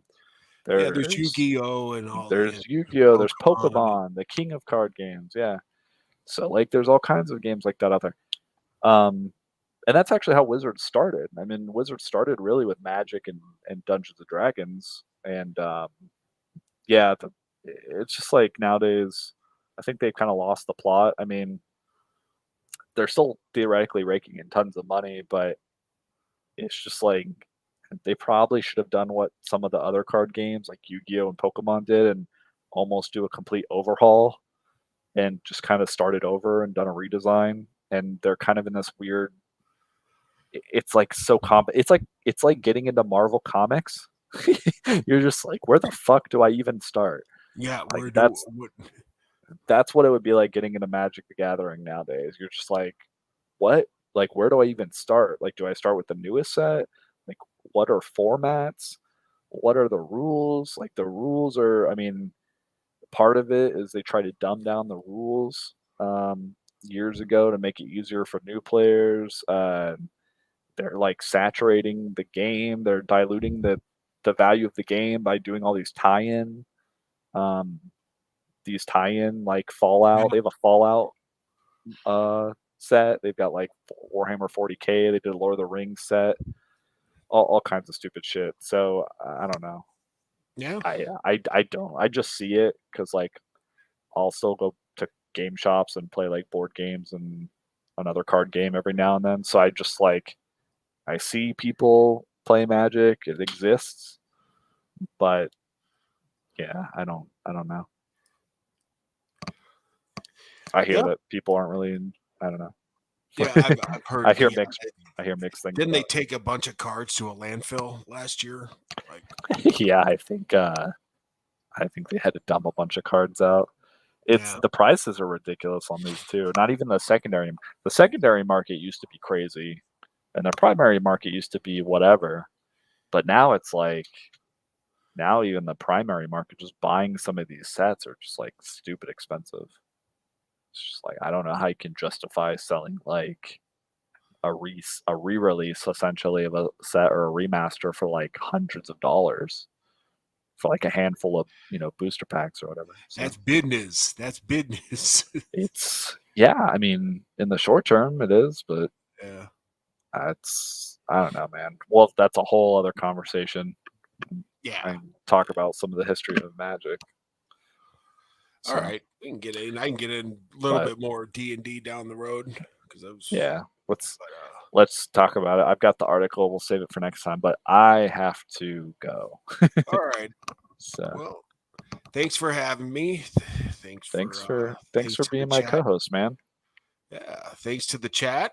Thanks for chat. Yeah. Got And if I came off dickish early on, I apologize. It just thanks about thanks to our X people. We've got X viewers. Oh, cool. Yeah. Yep. Looking at Twitter from time to time. I forgot to There you post this though. I got home late, so it's my birthday on Saturday, so I'm gonna take Friday off. Oh, nice. Happy Go- birthday. Happy Thank you. early birthday. Yeah. Well, We'll have to do something fun on our art meeting, our art call. yeah. If it's Yeah. this Saturday, I don't know. Yeah. I don't know if we're gonna talk this Saturday. They will take off so you can go enjoy yourself. Yeah. Yeah. So I'll go to Santa Cruz or something. nice. Cool, man. Well, yeah, we'll chat later, and thanks everyone for joining us this episode. Hope you enjoyed yourself. Hope you enjoyed our discussion about Fallout and a little bit of behind the scenes about comics and D&D and everything. So we'll see you guys next time. Goodbye. Good night.